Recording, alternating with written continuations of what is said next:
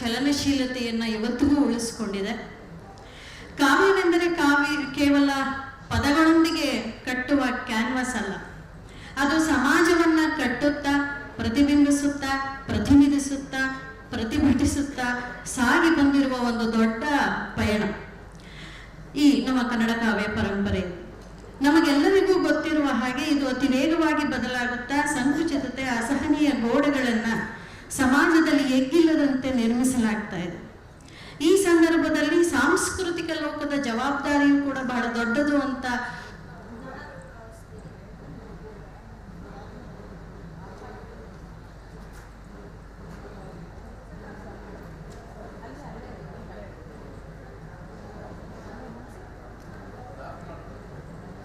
ಲೋಕದ ಜವಾಬ್ದಾರಿ ಬಹಳ ದೊಡ್ಡದು ಅಂತ ನಾನಾದ್ರೂ ಭಾವಿಸ್ತೀನಿ.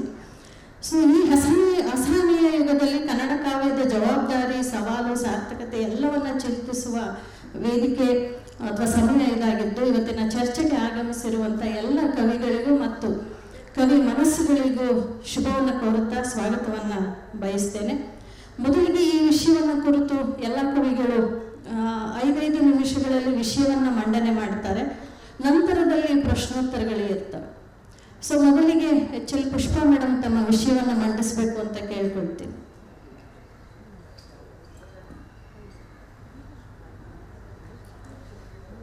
ಎಲ್ರಿಗೂ ನಮಸ್ಕಾರ. ಇಲ್ಲೆಲ್ಲ ಬಹಳಷ್ಟು ಕವಿಗಳು ಇದ್ದಾರೆ, ಹಾಗಾಗಿ ಖುಷಿ ಅನಿಸುತ್ತೆ. ವೇದಿಕೆ ಮೇಲಿರುವಂತಹ ಎಲ್ಲರಿಗೂ ನಮಸ್ಕಾರ.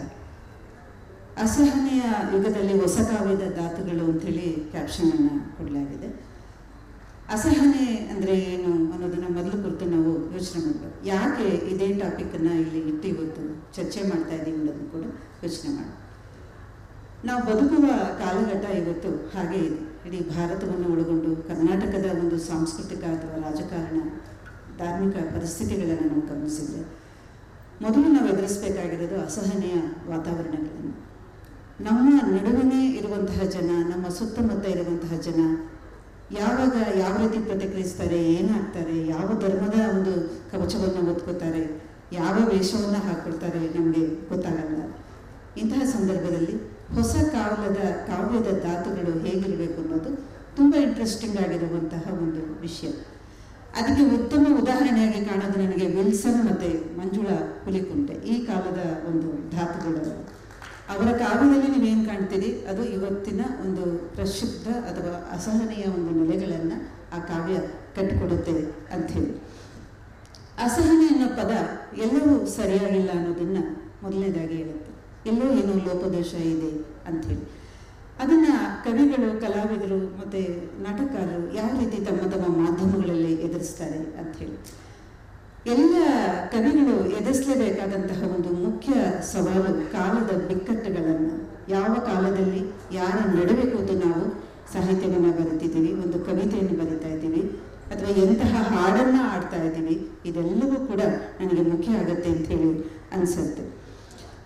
ಅಸಹನೆ ಅನ್ನೋದು ಕೇವಲ ಈ ಕಾಲದಲ್ಲಿ ಇರಲಿಲ್ಲ, ಮೊದಲಿನಿಂದಲೂ ಅದು ಬೇರೆ ಬೇರೆ ವಾತಾವರಣಗಳಲ್ಲಿ ಇತ್ತು. ಎಲ್ಲಿ ಕಲೆ ಮತ್ತು ಧರ್ಮ ಪರಸ್ಪರ ಎದುರಾಗ್ತಾ ಇರುತ್ತೋ ಅಂತಹ ಸಂದರ್ಭದಲ್ಲಿ ಈ ಅಸಹನೆಯ ವಾತಾವರಣ ಸೃಷ್ಟಿಯಾಗತ್ತೆ ಅಂತೇಳಿ.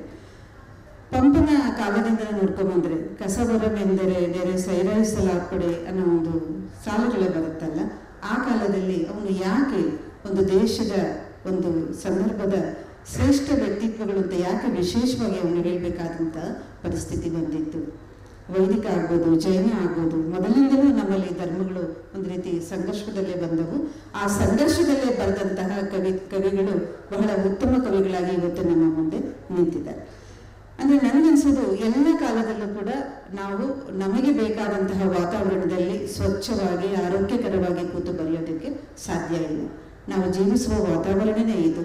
ಇದರ ಮಧ್ಯೆ ನಮ್ಮ ಸವಾಲುಗಳನ್ನು, ನಾನು ಯಾವ ಹಾಡನ್ನು ಹಾಡೋಕ್ಕೆ ಇಷ್ಟಪಡ್ತೀನಿ, ಯಾವ ಕವಿತೆಯನ್ನು ಹೇಳಲಿಕ್ಕೆ ಇಷ್ಟಪಡ್ತೀನಿ ಅನ್ನೋದು ಬಹಳ ಮುಖ್ಯ. ಎಲ್ಲರಿಗೂ ಕೂಡ ಒಂದು ವರ್ಗ, ಒಂದು ಹಿನ್ನೆಲೆ, ಒಂದು ಸಾಮಾಜಿಕ ವಾತಾವರಣ, ಧಾರ್ಮಿಕ ವಾತಾವರಣ, ರಾಜಕೀಯ ವಾತಾವರಣ ಎಲ್ಲರಿಗೂ ಇರುತ್ತೆ. ಅವರದೇ ಆದಂತಹ ಒಂದು ವಾತಾವರಣದಲ್ಲಿ ಇವತ್ತಂತೂ ಸ್ಪಷ್ಟವಾಗಿ ಎಲ್ಲ ಅದು ಗೊತ್ತಾಗುವಂಥದ್ದು. ಇಂತಹ ಸಂದರ್ಭದಲ್ಲಿ ಒಬ್ಬ ಕವಿ ಏನನ್ನು ಕುರಿತು ಬರೀಬೇಕು ಅನ್ನುವಂಥದ್ದು ಇವತ್ತು ಮತ್ತೆ ಮತ್ತೆ ಚರ್ಚೆ ಆಗ್ತಿರುವಂಥ ಅಂಶಗಳನ್ನು ಗಮನಿಸಿ.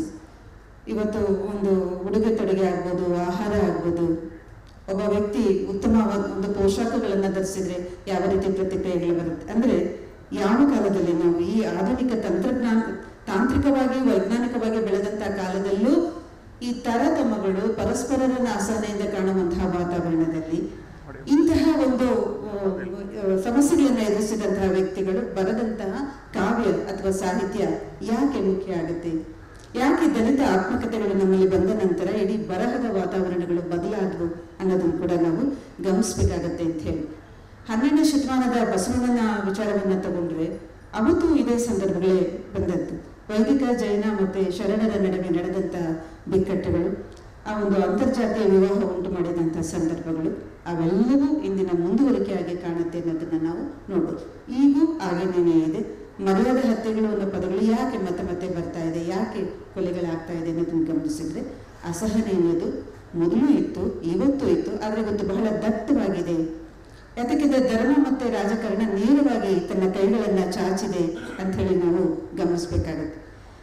ಕನಕನ ಒಂದು ಸಂಕಟಗಳನ್ನು ಬಿಕ್ಕಟ್ಟುಗಳನ್ನು ಅವನ ಒಂದು ನಾವು ಕೀರ್ತನೆಗಳಲ್ಲಿ ಗಮನಿಸಿದರೆ, ನಿನ್ನೆ ಸಿದ್ದರಾಮಯ್ಯ ಅವರು ಹೇಳಿದ್ರು, ಸೇವೆಯನ್ನು ಕೊಡುವರೆಯೇ ಬಾಗಿಲನ್ನು ತೆರೆದು ಅಂತೇಳಿ. ಒಂದು ಕಡೆ ದೇವಾಲಯಕ್ಕೆ ಪ್ರವೇಶ ಕೊಡಿ ಅಂತ ಬೇಡುವಂತಹ ಕನಕ ಒಂದು ಕಡೆ ಆದರೆ, ದೇಹವೇ ದೇಗುಲ ಅಂತ ಹೇಳಿ ದೇವಸ್ಥಾನವನ್ನು ಬಿಟ್ಟು ಹೊರಬಂದ ಬಸವಣ್ಣ ಇನ್ನೊಂದು ಕಡೆ. ಇವೆರಡರ ವೈವಿಧ್ಯಗಳ ನಡುವೆ ಇವತ್ತು ನಾವು ಬರುತ್ತಾ ಇದ್ದೀವಿ. ಅಂದರೆ ಅಸಹನೆ ಇತ್ತು, ಬೇರೆ ಬೇರೆ ಕಾಲಘಟ್ಟದಲ್ಲಿ ಬೇರೆ ಬೇರೆ ಸ್ವರೂಪದಲ್ಲಿ ಅನ್ನೋದನ್ನ ಗಮನಿಸಬೇಕಾಗತ್ತೆ. ಈ ಅಸಹನೆಯ ಕಾಲವನ್ನು ಗುರುತಿಸಿ ಸ್ಪಷ್ಟವಾಗಿ ಹೋರಾಟಗಳದನ್ನ ತಮ್ಮ ಮುಂಚೂಣಿಗೆ ತಗೊಂಡು ಬಂಡಾಯ ದಲಿತ ಸಂಘಟನೆಗಳ ಹೋರಾಟಗಳನ್ನು ಗಮನಿಸಿದ್ರೆ 12ನೇ ಶತಮಾನದ ಬಿಟ್ಟರೆ ನಾವು ಮತ್ತೆ ಬರೋದು ನಮ್ಮ ಬಂಡಾಯ ದಲಿತ ಸಾಹಿತ್ಯಕ್ಕೆ. ಹೇರಳವಾಗಿ ಮಹಿಳೆಯರು ಬರೆದಂತಹ ಕಾಲಘಟ್ಟ ಅದು. ಅಲ್ಲಿ ಹೇಗೆ ವಿವಿಧ ಕಾಯಕದ ಹಿನ್ನೆಲೆಗಳಲ್ಲಿ ತಮ್ಮ ಕಾಯಕಗಳನ್ನ ವಿವರಗಳನ್ನು ಕೊಡ್ತಾರೆ ಶರಣೆಯರು ಬಂದರು, ಹಾಗೆ ಇಲ್ಲಿ ಬಂಡಾಯದಲ್ಲಿ ಬಹಳಷ್ಟು ಒಳ್ಳೆಯ ಕವಿಯತ್ರಿಯರು ಬಂದರು. ಮಲ್ಲಿಕಾ ಗಂಟಿ ಆಗ್ಬೋದು, ಸುಕನ್ಯಾ ಮಾರುತಿ ಆಗ್ಬೋದು, ಅನಸೂಯ ಕಾಂಬ್ಳೆ ಆಗ್ಬೋದು, ಇವರೆಲ್ಲರೂ ಒಂದು ಕಾಲಘಟ್ಟದ ಬಿಕ್ಕಟ್ಟುಗಳನ್ನು ತಮ್ಮ ಕವಿತೆಗಳಲ್ಲಿ ಕಟ್ಕೊಟ್ಟಂತಹ ಕವಿಯತ್ರಿಯರು ಅಂಥೇಳಿ. ದಲಿತ ಸಂಘಟನೆ ಕೂಡ ಅದೇ ರೀತಿಯ ಒಂದು ಹೋರಾಟವನ್ನ ಆ ಮೂಲಕ ಒಂದಷ್ಟು ಒಳ್ಳೆಯ ಕವಿಗಳನ್ನು ತಂತು ಅನ್ನೋದು ಮುಖ್ಯ ಆಗುತ್ತೆ. ನನಗೆ ಗೋವಿಂದ ಅವರ ಆ ಮತ್ತು ಡ್ಯಾಶ್ ಡ್ಯಾಶ್ ಅನ್ನೋ ಕವಿತೆ ಬಹಳ ಮುಖ್ಯ ಅನಿಸುತ್ತೆ. ಅಕ್ಷರಗಳು ಏನನ್ನ ಕೊಡುತ್ತೆ ಅಂದರೆ, ಸಮಾಧಿಯನ್ನ ಕೆದಕ್ತಾ ಕೊಡುವ ಅಕ್ಷರ ಇದೆಯಲ್ಲ, ಅಕ್ಷರಗಳು ಬೆಳಕಾಗಿ ಬರುತ್ತೆ ಅನ್ನುವಂಥದ್ದು. ಅಂದರೆ ಶತಮಾನಗಳಿಂದ ವಿದ್ಯಾಭ್ಯಾಸ ಸೌಲಭ್ಯಗಳಿಂದ ಉಳಿದಂತಹ ಜನ ಶಿಕ್ಷಣವನ್ನು ಪಡೆದ ನಂತರ ಕಾವ್ಯ ಅಸಹನೆಗೆ ಉತ್ತರವಾಗಿ ಮುಟ್ಕೊಳ್ತು ಅನ್ನೋದನ್ನು ನಾವು ಗಮನಿಸಬೇಕಾಗುತ್ತೆ. ಅದೇ ನಿಟ್ಟಿನಲ್ಲಿ ಯೋಚನೆ ಮಾಡೋದಾದರೆ, ರಂಜಾನ್ ದರ್ಗಾ ನಿರೀಕ್ಷಿಸುವಂತಹ ಹೊಸ ಸಮಾಜ ಯಾವುದು? ಬಂದೂಕು ನಡಿಗೆಯ ಕೆಳಗಡೆ ಗುಬ್ಬಿ ಗೂಡು ಕಟ್ಟುತ್ತದೆ ಅನ್ನೋ ಒಂದು ಹೊಸ ಕನಸನ್ನು ಅವರು ಕಟ್ಟಿಕೊಡ್ತಾರೆ. ಒಂದು ಕಡೆ ಸಾಹಿತ್ಯ ಅಸಹನೆಯ ಒಂದು ವಾತಾವರಣ ಕಟ್ಟಿಕೊಡುತ್ತೆ, ಇನ್ನೊಂದು ಕಡೆ ನಾವು ಯಾವ ಸಮಾಜವನ್ನು ನಿರ್ಮಿಸ್ಕೊಳ್ಬೇಕು ಅನ್ನೋದನ್ನು ಕೂಡ ಹೇಳ್ತಾ ಹೋಗುತ್ತೆ. ಆನಂತರ ನಾನು ಕವಿಯತ್ರಿ ಆದದ್ದರಿಂದ ಕವಿಯತ್ರಿಯರ ಬಗ್ಗೆ ಒಂದಷ್ಟು ಮಾತಾಡ್ತಾ ನನ್ನ ಮಾತುಗಳನ್ನು ಬೇಗನೆ ಮುಗಿಸ್ತೀನಿ. ಹೆಣ್ಣು ಭಾಷೆ ಅನ್ನೋದು ಒಂದು ಯಾವುದೋ ಒಂದು ಸೆಮಿನಾರ್ ಇರೋದನ್ನು ಗಮನಿಸ್ತೀನಿ. ಇತ್ತೀಚೆಗೆ ತುಂಬ ಚರ್ಚೆ ಆಗ್ತಾ ಇರೋದು ಮಹಿಳಾ ಕಾವ್ಯ ಯಾವ ದಿಕ್ಕಿನ ಕಡೆಗೆ ಸಾಗ್ತಾ ಇದೆ ಮತ್ತು ಅದು ಹಿಡಿದ ದಾರಿಗಳು ಯಾವುದು. ಎಂದಿಗಿಂತಲೂ ಇವತ್ತು ಹೆಣ್ಣಿನ ದೇಹ, ಉಡುಗೆ ತೊಡುಗೆ ಈ ಥರದ ಚರ್ಚೆಗಳು ತುಂಬ ಆಗ್ತಾ ಇರೋದನ್ನು ನಾವು ಗಮನಿಸ್ತಾ ಇದ್ದೀವಿ. ಮೊದಲಿಂದಲೂ ಬಂಡಾಯ ಅನ್ನೋ ಧ್ವನಿ ನೇರವಾಗಿ ಅಲ್ಲದೇ ಇದ್ರೂ ಕೂಡ ಪ್ರತಿಭಟನೆಯ ಹಿನ್ನೆಲೆಯಲ್ಲಿ ಮಹಿಳಾ ಕಾವ್ಯ ಹುಟ್ಟುಕೊಳ್ತು. ಯಾವುದನ್ನ ಅದು ಪ್ರತಿಭಟಿಸ್ತು? ತನ್ನ ಸುತ್ತಮುತ್ತಲಿನ ಪುರುಷ ಪ್ರಧಾನ ವ್ಯವಸ್ಥೆಯನ್ನು ಅದು ಪ್ರತಿಭಟಿಸ್ತು. ನಾನೇನು, ನನ್ನ ಚೌಕಟ್ಟೇನು, ನಾನೇನನ್ನ ಬರೀಬಲ್ಲೆ, ನನ್ನ ಜಗತ್ತನ್ನು ನಾನು ಹೇಗೆ ನಿರ್ಮಿಸಿಕೊಳ್ಳಬಲ್ಲೆ ಅನ್ನೋ ಒಂದು ಹಠ ಮತ್ತು ಛಲ ಆ ಕವಿತೆಗಳಲ್ಲಿ ಕಂಡು ಬಂತು. ಈ ಹಿನ್ನೆಲೆಯಲ್ಲಿ ಸಾರಾ ಅಬೂಬಕರ್, ಬಾನು ಮುಷ್ತಾಕ್ ಒಂದು ರೀತಿಯ ಜಗತ್ತನ್ನು ನಮಗೆ ಕಟ್ಕೊಟ್ರು. ಮಲ್ಲಿಕಾ ಗಂಟಿ, ಸುಕನ್ಯಾ ಮಾರುತಿ, ಅನಸೂಯ ಕಾಂಬ್ಳೆ ಇನ್ನೊಂದು ರೀತಿಯ ಜಗತ್ತನ್ನು ಕಟ್ಕೊಟ್ರು. ವೈದೇಹಿ ಮತ್ತು ಪ್ರತಿಭಾ ಇನ್ನೊಂದು ರೀತಿಯ ಜಗತ್ತನ್ನು ಕಟ್ಕೊಟ್ರು. ನಾನು, ಲಲಿತಾ ಸಿದ್ಬಸವಯ್ಯ, ಸವಿತಾ ನಾಗಭೂಷಣ್ ಮತ್ತು ಇತರ ಕವಿಯತ್ರಿಯರು, ನಮ್ಮ ಮಾಲತಿಯವರು, ಪಟ್ನಶೆಟ್ಟಿಯವರು ಕೂಡ ಇಲ್ಲಿದ್ದಾರೆ. ಎಲ್ಲರೂ ಸೇರಿ ನಮ್ಮ ಕಾಲದ ಸಂಕಟಗಳನ್ನು ನಾವು ನಮ್ಮ ಕವಿತೆಗಳಲ್ಲಿ ನಾವು ಕಟ್ಕೊಟ್ವಿ ಅನ್ನೋದು. ಕವಿತೆ ಎನ್ನುವುದನ್ನೇ ಒಂದು ಪ್ರತಿಕ್ರಿಯೆ ಅದು. ಇವತ್ತು ಬರಿತಾ ಇರೋ ಎಲ್ಲ ಕವಿತೆಗಳು ಪ್ರತಿಭಟನಾತ್ಮಕ ರೂಪದಲ್ಲೇ ಇದೇನೆ. ಕೇವಲ ದಂತಗೋಪುರದಲ್ಲಿ ಕುಳಿತು ನಾನು ಕವಿತೆಯನ್ನು ಬರೀತೇನೆ ಅಂದರೆ ಇವತ್ತು ನಾವು ಜೀವಂತವಾಗಿಲ್ಲ ಅನ್ನೋ ಅರ್ಥವನ್ನು ಅದು ಕೊಡುತ್ತೆ ಅಂಥೇಳಿ ಎಷ್ಟು ಮಾತುಗಳನ್ನು ಹೇಳ್ತಾ ಇನ್ನೊಂದಷ್ಟು ಮಾತುಗಳನ್ನು ಮುಂದುವರಿಸ್ಬೋದು ಅಂತೇಳಿ ಅನಿಸುತ್ತೆ. ಧನ್ಯವಾದಗಳು ಮೇಡಮ್.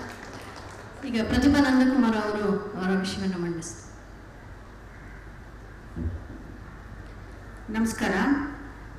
ಶಿವರೆಡ್ಡಿಯವರು ನಮ್ಮ ಗೋಷ್ಠಿಗೆ ಮುನ್ನಡೆಯಾಗಿ ಏನು ಹೇಳಬೇಕಿತ್ತು ಎಲ್ಲ ಹೇಳಿಬಿಟ್ರು ಹಿಂದಿನ ಗೋಷ್ಠಿನಲ್ಲಿ. ಹಾಗಾಗಿ ಅದರ ಕೆಲವು ಪಾಯಿಂಟ್ಸ್ನ ನಾನೆಲ್ಲ ಬಿಟ್ಬಿಡ್ತೀನಿ. ಮತ್ತು ಪುಷ್ಪ ಅವರು ಕೂಡ ಹೇಳಿದ ಕೆಲವು ಅಂಶಗಳನ್ನು ಹೇಳಬೇಕಾಗಿತ್ತು. ಅದನ್ನು ನಾನು ಬಿಟ್ಟು ನಾನು ಹೇಳಿರೋದನ್ನು ಒಂದು ಚಿಕ್ಕದಾಗಿ ಹೇಳ್ತೀನಿ. ಅದರ ಮುಂದುವರಿಕೆ ಅಥವಾ ವಿವರಣೆಯನ್ನು ಆಮೇಲೆ ನಾವು ಪ್ರಶ್ನೋತ್ತರದಲ್ಲಿ ಮಾಡ್ಬೋದು. ಅಸಹನೆಯ ಯುಗದಲ್ಲಿ ಹೊಸ ಕಾವ್ಯದ ಧಾತುಗಳು ಅಂದರೆ, ಈಗ ಈ ಸಮ್ಮೇಳನಕ್ಕೆ ಆಹ್ವಾನಿಸಿ ನನಗೆ ಬಂದ ಪತ್ರದಲ್ಲಿ ಒಂದು ವಾಕ್ಯ ಇದೆ. ಅದೇನೆಂದರೆ, ಮೊದಲ ವಾಕ್ಯ ಇದು: ಸಾಹಿತ್ಯ ಕೃಷಿ ಮತ್ತು ಜೀವನಾನುಭವದ ಅರ್ಹತೆಯ ಮೇಲೆಯೇ ಆಯ್ಕೆ ಮಾಡುವ, ಮನ್ನಣೆ ನೀಡುವ ಈ ಸಮ್ಮೇಳನದಲ್ಲಿ ಕನ್ನಡದ ಪ್ರಸ್ತುತ ಬಿಕ್ಕಟ್ಟುಗಳ ಬಗ್ಗೆ ವಿಸ್ತೃತ ಚರ್ಚೆ ನಡೆಸುವ ಉದ್ದೇಶವಿದೆ ಅಂತ. ಇದರಲ್ಲಿ ಅರ್ಹತೆ, ಆಯ್ಕೆ ಮತ್ತು ಮನ್ನಣೆ ಅನ್ನುವ 3 ಪದಗಳನ್ನು ನಾವು ಗಮನಿಸಬೇಕು. ಈಗ ಪ್ರಸ್ತುತ ಸಾಂಸ್ಕೃತಿಕ ರಾಜಕೀಯ ಗೊಂದಲದ ವಾತಾವರಣದಲ್ಲಿ ಅರ್ಹತೆ, ಆಯ್ಕೆ ಮತ್ತು ಮನ್ನಣೆಗಳನ್ನು ಯಾರ ಬಗ್ಗೆ ಯಾರು ತೀರ್ಮಾನಿಸುತ್ತಾರೆ ಅನ್ನುವುದರ ಮೇಲೆ ಅಸಹನೆಯ ವ್ಯಾಖ್ಯಾನ ನಿಂತಿದೆ. ಯಾರು ಎನ್ನುವುದು ಜಾತಿ ಮತ್ತು ಲಿಂಗಾಧಾರಿತ ಅನ್ನುವುದು ಅಧ್ಯಾಹಾರ, ಅಂದರೆ ಅಸ್ಯೂಮ್ಡ್, ಅನ್ಸೆಡ್. ಆದರೆ ಈ ಸದ್ಯಕ್ಕೆ ಇದು ಢಾಳಾಗಿ ವ್ಯವಹರಿಸುತ್ತಾ ಇದೆ. ಸ್ವಲ್ಪ ಹಿಂದೆ ಇದೇ ಮಾತನ್ನು, ಅಂದರೆ ಅರ್ಹತೆಯ ಮೇಲೆಯೇ ಆಯ್ಕೆ ಮಾಡುವ, ಮನ್ನಣೆ ನೀಡುವ, ನೀವು ಹೇಳಿರುವ ವಾಕ್ಯವನ್ನೇ ಪ್ರಯೋಗಿಸಿದಾಗ ಅದರಲ್ಲಿ ಅರ್ಹತೆ ಅನ್ನುವ ಜಾಗದಲ್ಲಿ ಪ್ರತಿಭೆ ಅಂತ ಹಾಕಿದೆ. ಪ್ರತಿಭೆಯೊಂದೇ ಮಾನದಂಡ ಅಂತ. ಹಾಗಂತ ನಾನು ಹೇಳುವ ಹಾಗಿಲ್ಲ ಅಂತ ಅಪ್ಪಣೆಯನ್ನು ಕೊಡಿಸಲಾಯಿತು. ಪ್ರತಿಭೆಯೊಂದೇ ಮಾನದಂಡ ಅಂತ ನಾನು ಹೇಳುವ ಹಾಗಿಲ್ಲ ಅಂತ. ಯಾಕೆಂದರೆ ಪ್ರಸ್ತುತ ಸಾಹಿತ್ಯ ಕ್ಷೇತ್ರದಲ್ಲಿ ತೊಡಗಿಕೊಂಡಿರುವ ಪ್ರತಿಯೊಬ್ಬರಿಗೂ ತಾವೇ ಬಸವಣ್ಣ, ತಾವೇ ಅಕ್ಕಮಹಾದೇವಿ, ತಾವೇ ಕುವೆಂಪು, ಅಡಿಗರು, ಸಿದ್ಧಲಿಂಗಯ್ಯ ಅನ್ನುವ ಭ್ರಮೆ ಇದೆ. ಇದನ್ನ ಬೇರೆ ರೀತಿಯಲ್ಲಿ ಶಿವಾರೆಡ್ಡಿಯವರು ಬಹಳ ಚೆನ್ನಾಗಿ ಹೇಳಿದರು. ಇಲ್ಲಿ ಈ ಆಯೋಜಕರು ಹೇಳುವ ಸಾಹಿತ್ಯ ಕೃತಿ ಮತ್ತು ಜೀವನಾನುಭವ ಅನ್ನುವುದು ಈ ಹಿನ್ನೆಲೆಯಲ್ಲಿ ಲೆಕ್ಕಕ್ಕೆ ಬರುವುದಿಲ್ಲ. ಜೀವನಾನುಭವನ ನೀವು ಹೆಂಗೆ ಅಳಿತೀರಿ ಗೊತ್ತಿಲ್ಲ. ಅಂದರೆ ಪ್ರಸ್ತುತ ಕಾಲದಲ್ಲಿ ಏನು ಹೇಳಲಾಗುತ್ತದೆ ಅನ್ನುವುದಕ್ಕಿಂತ ಯಾರು ಹೇಳುತ್ತಿದ್ದಾರೆ ಅನ್ನುವುದೇ ಮುನ್ನೆಲೆಯಲ್ಲಿದೆ. ಹಾಗಾಗಿ ಅಸಹನೆ ಎನ್ನುವುದನ್ನು ಬೇರೆ ಬೇರೆ ನೆಲೆಗಳಲ್ಲಿ ವ್ಯಾಖ್ಯಾನಿಸಬೇಕಾದಂತಹ ಅನಿವಾರ್ಯತೆ ಇವಾಗ ಬಂದಿದೆ. ಸೈದ್ಧಾಂತಿಕ ಅಸಹನೆ ಕಾಣೆಯಾಗಿದೆ, ಅದಂತೂ ನಿಜ. ಅದರ ಜಾಗದಲ್ಲಿ ವೈಯಕ್ತಿಕ ಇಷ್ಟಾನಿಷ್ಟಗಳು ಆಕ್ರಮಿಸಿಕೊಂಡಿವೆ.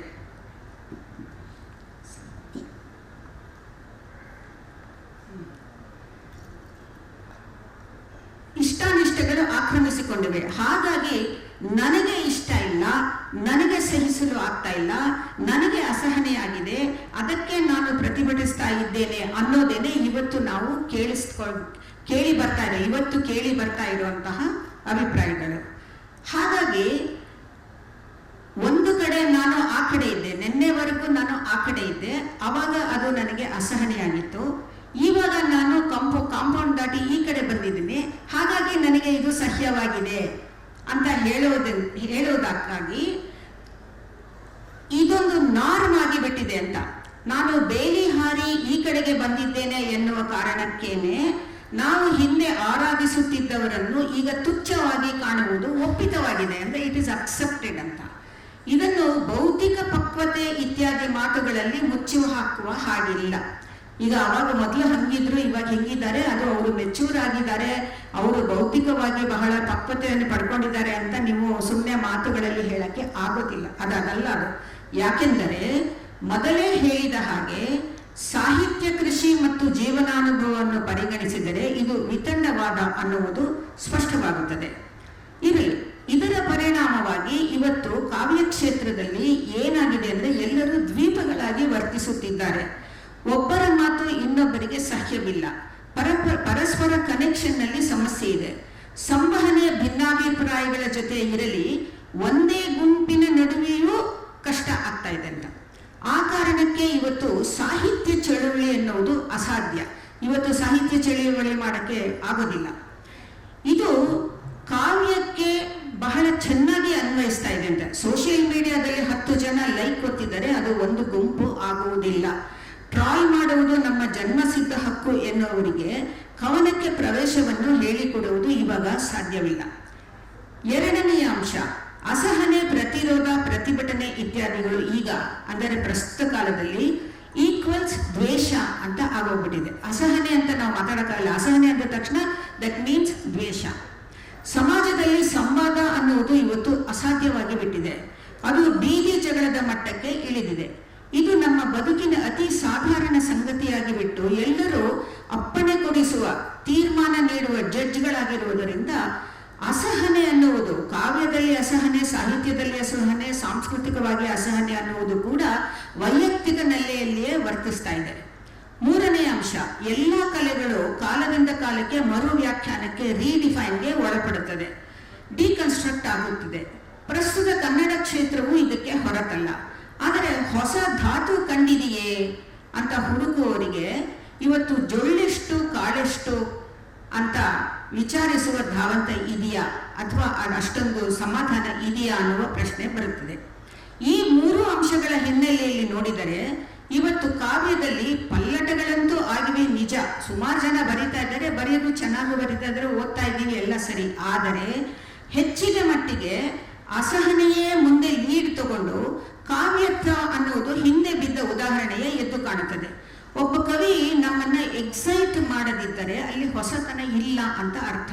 ಅಂದ್ರೆ ಹಿಂದೆ ಈಗ ಅಡಿಗರ ಭೂಮಿಗೀತ ಆಗಲಿ, ಅಥವಾ ಸಿದ್ಲಿಂಗಯ್ಯವರ ನೆನ್ನೆ ದಿನ ನನ್ನ ಜನ ಆಗಲಿ, ಅಥವಾ ನಮ್ಮ ಎಚ್ ಎಸ್ ಶಿವಪ್ರಕಾಶ್ ಅವರು ಸಮಗಾರ ಬಿಮ್ಮವ ಎದೆಹಾಲು ನೀಡುವಂತ ಬರೆದಾಗ ಯಾವ ಒಂದು ಥ್ರಿಲ್ ಉಂಟಾಗಿತ್ತೋ ಇಡೀ ಕಾವ್ಯ ಜಗತ್ತಿನಲ್ಲಿ, ಆ ಥರ ಥ್ರಿಲ್ ಕೊಡುವಂತಹ ಕವನಗಳು ಇವಾಗ ಅಂತಹ ಒಬ್ಬ ಕವಿ ನಾನು ಹುಡುಕ್ತಾ ಇದ್ದೀನಿ. ಹೀಗೆ ಹೇಳಿದ ತಕ್ಷಣ ಓಹೋ ಇವರಿಗೆ ಎಕ್ಸೈಟ್ ಆಗಿಲ್ಲದೆ ಇರಬಹುದು, ನಮಗೆ ಆಗಿದೆ ಅಂತ ಹೇಳಿದ್ರೆ ಅದು ವಿತಂಡವಾದ ಅಂತ ನಾನು ಹೇಳ್ತೇನೆ. ಸಮಾಜದಲ್ಲಿ ನಡೆಯುತ್ತಿರುವ ಕ್ರೌರ್ಯದ ಅತಿರೇಕ, ಅನ್ಯಾಯದ ಪರಾಕಾಷ್ಠೆ ಎಷ್ಟರ ಮಟ್ಟಿಗೆ ತೀವ್ರವಾಗಿ ಕಾವ್ಯದಲ್ಲಿ ಅಭಿವ್ಯಕ್ತವಾಗುತ್ತಿದೆ ಇವಾಗ ಅಂತ ಕೇಳಿದರೆ ಉತ್ತರಿಸಲು ನಾಲಿಗೆ ತಡವರಿಸುತ್ತದೆ. ಯಾವುದೇ ಕಾಲದ ಕಾವ್ಯ ಕುರಿತು ವಿಮರ್ಶಾತ್ಮಕವಾಗಿ ನೋಡಬೇಕಾದರೆ ಅದಕ್ಕೆ ಕಾಲದ ದೂರದ ಅಗತ್ಯವಿದೆ. ಅಂದ್ರೆ ಇವತ್ತೇ ಆಗಲ್ಲ, ಒಂದು 10 ವರ್ಷ, ಒಂದು ದಶಕ ಆದ ಮೇಲೆ ನಾವು ಈ ಕಾಲದ ಕಾವ್ಯವನ್ನ ನಾವು ವಿಶ್ಲೇಷಣೆ ಮಾಡಬಹುದು. ಒಂದು ದಶಕದ ಕಾಲದ ಕಾವ್ಯ ಕಳೆದ ಮೇಲೆ ನಾವು ಅಧ್ಯಯನ ಮಾಡಬಹುದು. ಪ್ರಸ್ತುತ ಕನ್ನಡ ಕಾವ್ಯ ಕ್ಷೇತ್ರ ಒಂದು ಹೊರಳು ದಾರಿಯಲ್ಲಿದೆ ಅಂತ ನಾನು ಹೇಳ್ತಿದ್ದೀನಿ. ಯಾಕಂದ್ರೆ ಇವತ್ತು ಬರಿತಾ ಇರುವಂತ ಇಂದಿನ ತಲೆಮಾರಿನ ಕವಿಗಳಿಗೆ ಅಸಹನೆಯಾಗಲಿ, ಪ್ರತಿಭಟನೆ ಆಗಲಿ ಅಥವಾ ಪ್ರತಿರೋಧ, ಇದೆಲ್ಲದರ ಬಗ್ಗೆ ಒಂದು ಕನ್ಫ್ಯೂಷನ್ ಇದೆ ಅಂತ. ಹಾಗಾಗಿ ಇದೊಂದು ಹೊರಳು ದಾರಿಯಲ್ಲಿದೆ ಅಂತ. ಇದರಿಂದ ಏನು ಹೊರಗೆ ಬರುತ್ತದೋ ಅಂತ ನಾವು ಕಾದು ನೋಡಬೇಕು ಅಂತ. ಕೊನೆಯದಾಗಿ, ಒಂದು ಕಾಲದಲ್ಲಿ ನಾವು ಎಲ್ಲ ರೀತಿಯ ಸೆನ್ಸಾರ್ಶಿಪ್ನ ಬಹಳ ಜೋರಾಗಿ ಪ್ರತಿಭಟಿಸಿದೆವು. ಇದು ಒಂದು 30-40 ವರ್ಷದ ಹಿಂದಿನ ಮಾತಾದ್ರೆ ಸೆಲ್ಫ್ ಸೆನ್ಸರ್ಶಿಪ್, ಸ್ಟ್ರೀಟ್ ಸೆನ್ಸರ್ಶಿಪ್ ಮತ್ತು ಸ್ಟೇಟ್ ಸೆನ್ಸರ್ಶಿಪ್ ಇದನ್ನೆಲ್ಲನೂ ನಾವು ಪ್ರತಿಭಟಿಸಿದೆವು. ಅದನ್ನೆಲ್ಲ ಕಳಚಿಕೊಂಡು ನಾವು ಈಗ ಸಾಕಷ್ಟು ಮುಂದೆ ಬಂದ ಮೇಲೂ ಇದ್ದಕ್ಕಿದ್ದಂತೆ ಇವಾಗ ನನಗನ್ಸೋದು ಸಮಾಜ ಒಂದು ರಿವರ್ಸ್ ಗೇರ್ ಅಲ್ಲಿ ಹೋಗ್ತಾ ಇದೆ ಅಂತ. 50 ವರ್ಷದ ಹಿಂದೆ ಹೇಳಿದ ಮಾತನ್ನೇ ಇವಾಗ ಮತ್ತೆ ಹೊಸದಾಗಿ ಹೇಳ್ತಾ ಇದ್ದೀವಿ ಅನ್ನುವ ಭ್ರಮೆನಲ್ಲಿ ಹೇಳ್ತಾ ಇದ್ದಲ್ಲ. ಸೊ ಸಮಾಜ ರಿವರ್ಸ್ ಗೇರ್ ಅಲ್ಲಿ ಹೋಗ್ತಾ ಇದೆ ಅಂತ ಅನ್ಸುತ್ತೆ. ಇದು ನಮ್ಮ ಕಾವ್ಯದಲ್ಲೂ ಪ್ರತಿಧ್ವನಿಸ್ತಾ ಇದೆ ಅಂತ ನನ್ನ ಅನಿಸಿಕೆ. ಮುಂದೆ ಚರ್ಚೆ ಮಾಡೋಣ. ಧನ್ಯವಾದಗಳು ಮೇಡಮ್. ಈಗ ವಿಲ್ಸನ್ ಕಟೀಲ್ ಸರ್ ಅವರು ಮಾತಾಡ್ತಾರೆ. ಎಲ್ರಿಗೂ ನಮಸ್ಕಾರ. ಅಸಹನೆಯ ಕಾಲ ಎಲ್ರಿಗೂ ಗೊತ್ತಿದೆ. ಅಸಹನೆಯ ಕಾಲದ ಜೊತೆಗೆ ಇದು ವಿಚಾರಗಳನ್ನು, ಪ್ರಶ್ನೆಗಳನ್ನು ದ್ವೇಷಿಸುವ ಕಾಲವೂ ಹೌದು. ಈಗ ಈ ಅಸಹನೆಯ ಕಾಲದಲ್ಲಿ ನಮ್ಮ ಕಾವ್ಯದ ಧಾತುಗಳು ಹೆಂಗಿರಬೇಕು, ಎಲ್ಲಿಂದ ಹೆಕ್ಕಬೇಕು, ಅದರ ಬಗ್ಗೆ ಒಂದೆರಡು ಮಾತುಗಳು ಅಷ್ಟೇ. ನಾವು ನಿಜವಾಗಿ ಕೆಲವು ವಿಷಯಗಳನ್ನು ಸಮಾಜದಲ್ಲಿ ತೋರಿಸ್ಕೊಳ್ಳೋಕ್ಕೆ, ಹೇಳ್ಕೊಳ್ಳೋಕ್ಕೆ ಮುಜುಗರ ಪಡಬೇಕು. ಅದು ಜಾತಿಯ ಶ್ರೇಷ್ಠತೆ ಇರ್ಬೋದು, ಧರ್ಮದ ಶ್ರೇಷ್ಠತೆ ಇರ್ಬೋದು, ನನ್ನ ಆಹಾರ ಪದ್ಧತಿಯ ಶ್ರೇಷ್ಠತೆ ಇರ್ಬೋದು, ಅವರು ಶ್ರೇಷ್ಠ ಅಂತ ತಿಳ್ಕೊಂಡವರು. ಆದರೆ ನಾವೆಲ್ಲ ಒಂದೇ, ಜಾತಿ ಧರ್ಮ ಎಲ್ಲ ಬೇಡ, ಅದನ್ನು ಬಿಟ್ಕೊಡೋಣ ಅಂತ ಹೇಳ್ಕೊಳ್ಳೋದು ನಮ್ದು ಹೆಮ್ಮೆ ಆಗ್ಬೇಕು. ಅದಕ್ಕೆ ಯಾವುದೇನ ಸಂಕೋಚ, ನಾಚಿಕೆ ಬೇಕಾಗಿಲ್ಲ. ಆದರೆ ಇವತ್ತು ಅದನ್ನು ಹೇಳ್ಕೊಳ್ಳೋಕೆ ಸಂಕೋಚ ಪಡ್ತಿದ್ದೀವಿ. ಮತ್ತು ಮೂರ್ಖತನವು ಇವತ್ತು ಸಲೀಸಾಗಿ ಪ್ರದರ್ಶನಗೊಳ್ತಿದೆ. ಮೂರ್ಖತನ, ದ್ವೇಷ ಅಷ್ಟು ಸಲೀಸಾಗಿ ಪ್ರದರ್ಶನಗೊಳ್ತಿದೆ. ನಮ್ಮ ಬುದ್ಧಿವಂತಿಕೆ, ನಮ್ಮ ವಿಚಾರವನ್ನು ಪ್ರದರ್ಶಿಸಲು ಹಿಂದೆ ಮುಂದೆ ನೋಡಬೇಕಾದ ಪರಿಸ್ಥಿತಿ ಬಂದಿದೆ. ಈಗ ನಾವು ಇದನ್ನು ಕಾವ್ಯದಲ್ಲಿ ಹೇಗೆ ಇದನ್ನು ಪ್ರತಿರೋಧಿಸಬೇಕು?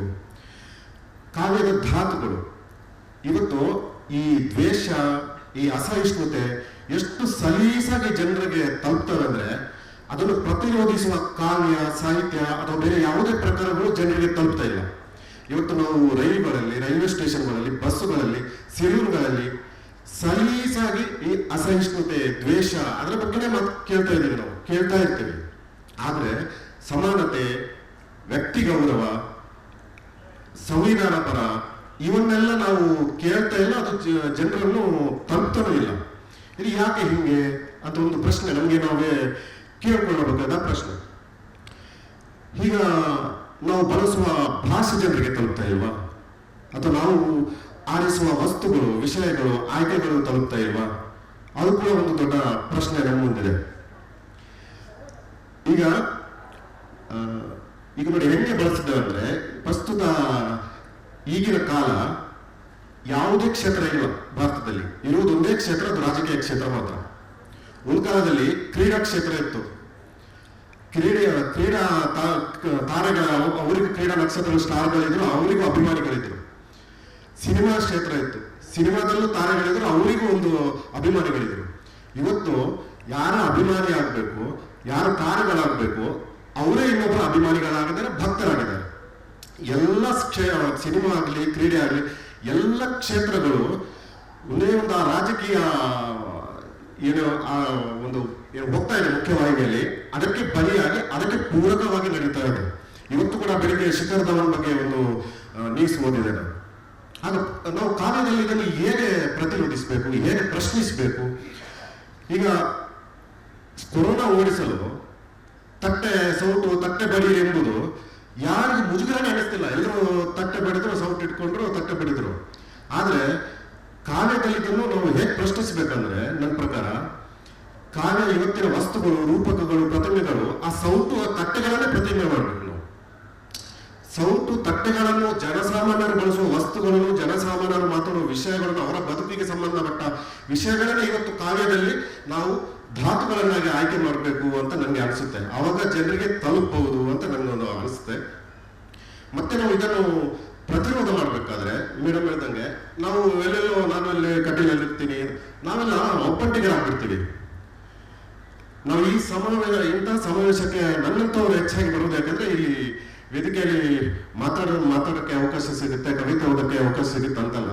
ಇಲ್ಲಿ ಎಲ್ಲರೂ ಸಿಗ್ತಾರೆ, ನಮ್ಮ ಸಮಾನ ಮನಸ್ಕರು ಸಿಗ್ತಾರೆ ಅನ್ನೋದು ಮುಖ್ಯ ಉದ್ದೇಶ. ಇದು ಒಟ್ಟಿಗೆ ಕಾವ್ಯದಲ್ಲಿ ಅಲ್ಲೆಲ್ಲೇ ಬಿಡಿಯಾಗಿ ಬರುವ ಅಭಿವ್ಯಕ್ತಿ ಒಟ್ಟಿಗೆ ಒಂದೇ ಗುಂಪಾಗಿ ಸಾಗಬೇಕಾದ್ರೆ ಅದಕ್ಕೊಂದು ಶಕ್ತಿ ಬರುತ್ತೆ ಅಂತ ನನ್ನ ಅನಿಸಿಕೆ. ಈಗ ಇವತ್ತು ಕಾವ್ಯದಲ್ಲಿ ಇದನ್ನು ಹೆಚ್ಚಾಗಿ ಈ ಪ್ರಶ್ನೆಯನ್ನು ನಾವು ಎತ್ತಾ ಇಲ್ಲ.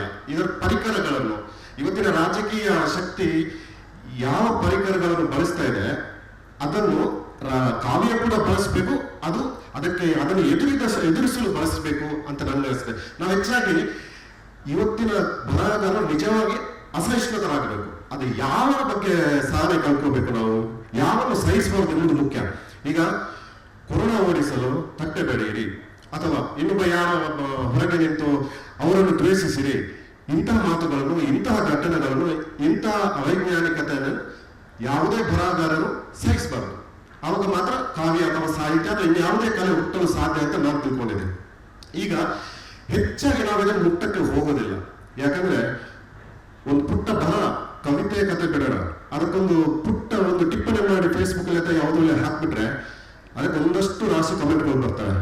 ಯಾಕೆ ಸುಮ್ಮನೆ ಚರ್ಚೆ, ಯಾಕೆ ನಮ್ಮ ಮಾನಸಿಕ ನೆಮ್ಮದಿಯನ್ನು 12 ಗಂಟೆಗೆ ಕಳ್ಕೋಬೇಕು, ನಾವು ಇಡೀ ದಿನಕ್ಕೆ ಕಳ್ಕೋಬೇಕು, ನಮ್ಮಷ್ಟಕ್ಕೆ ನಾವು ಇಟ್ಟು ಬಿಡೋಣ, ಅದನ್ನು ಮುಟ್ಟದಿದೆ ಒಳ್ಳಿತು ಅಂತ ಹಲವಾರು ಮನಸ್ಥಿತಿ ಹಂಗೆ ಇದೆ. ನಮಗೂ ಹಾಗೆ ಅನಿಸುತ್ತೆ ತುಂಬಾ ಸಲ.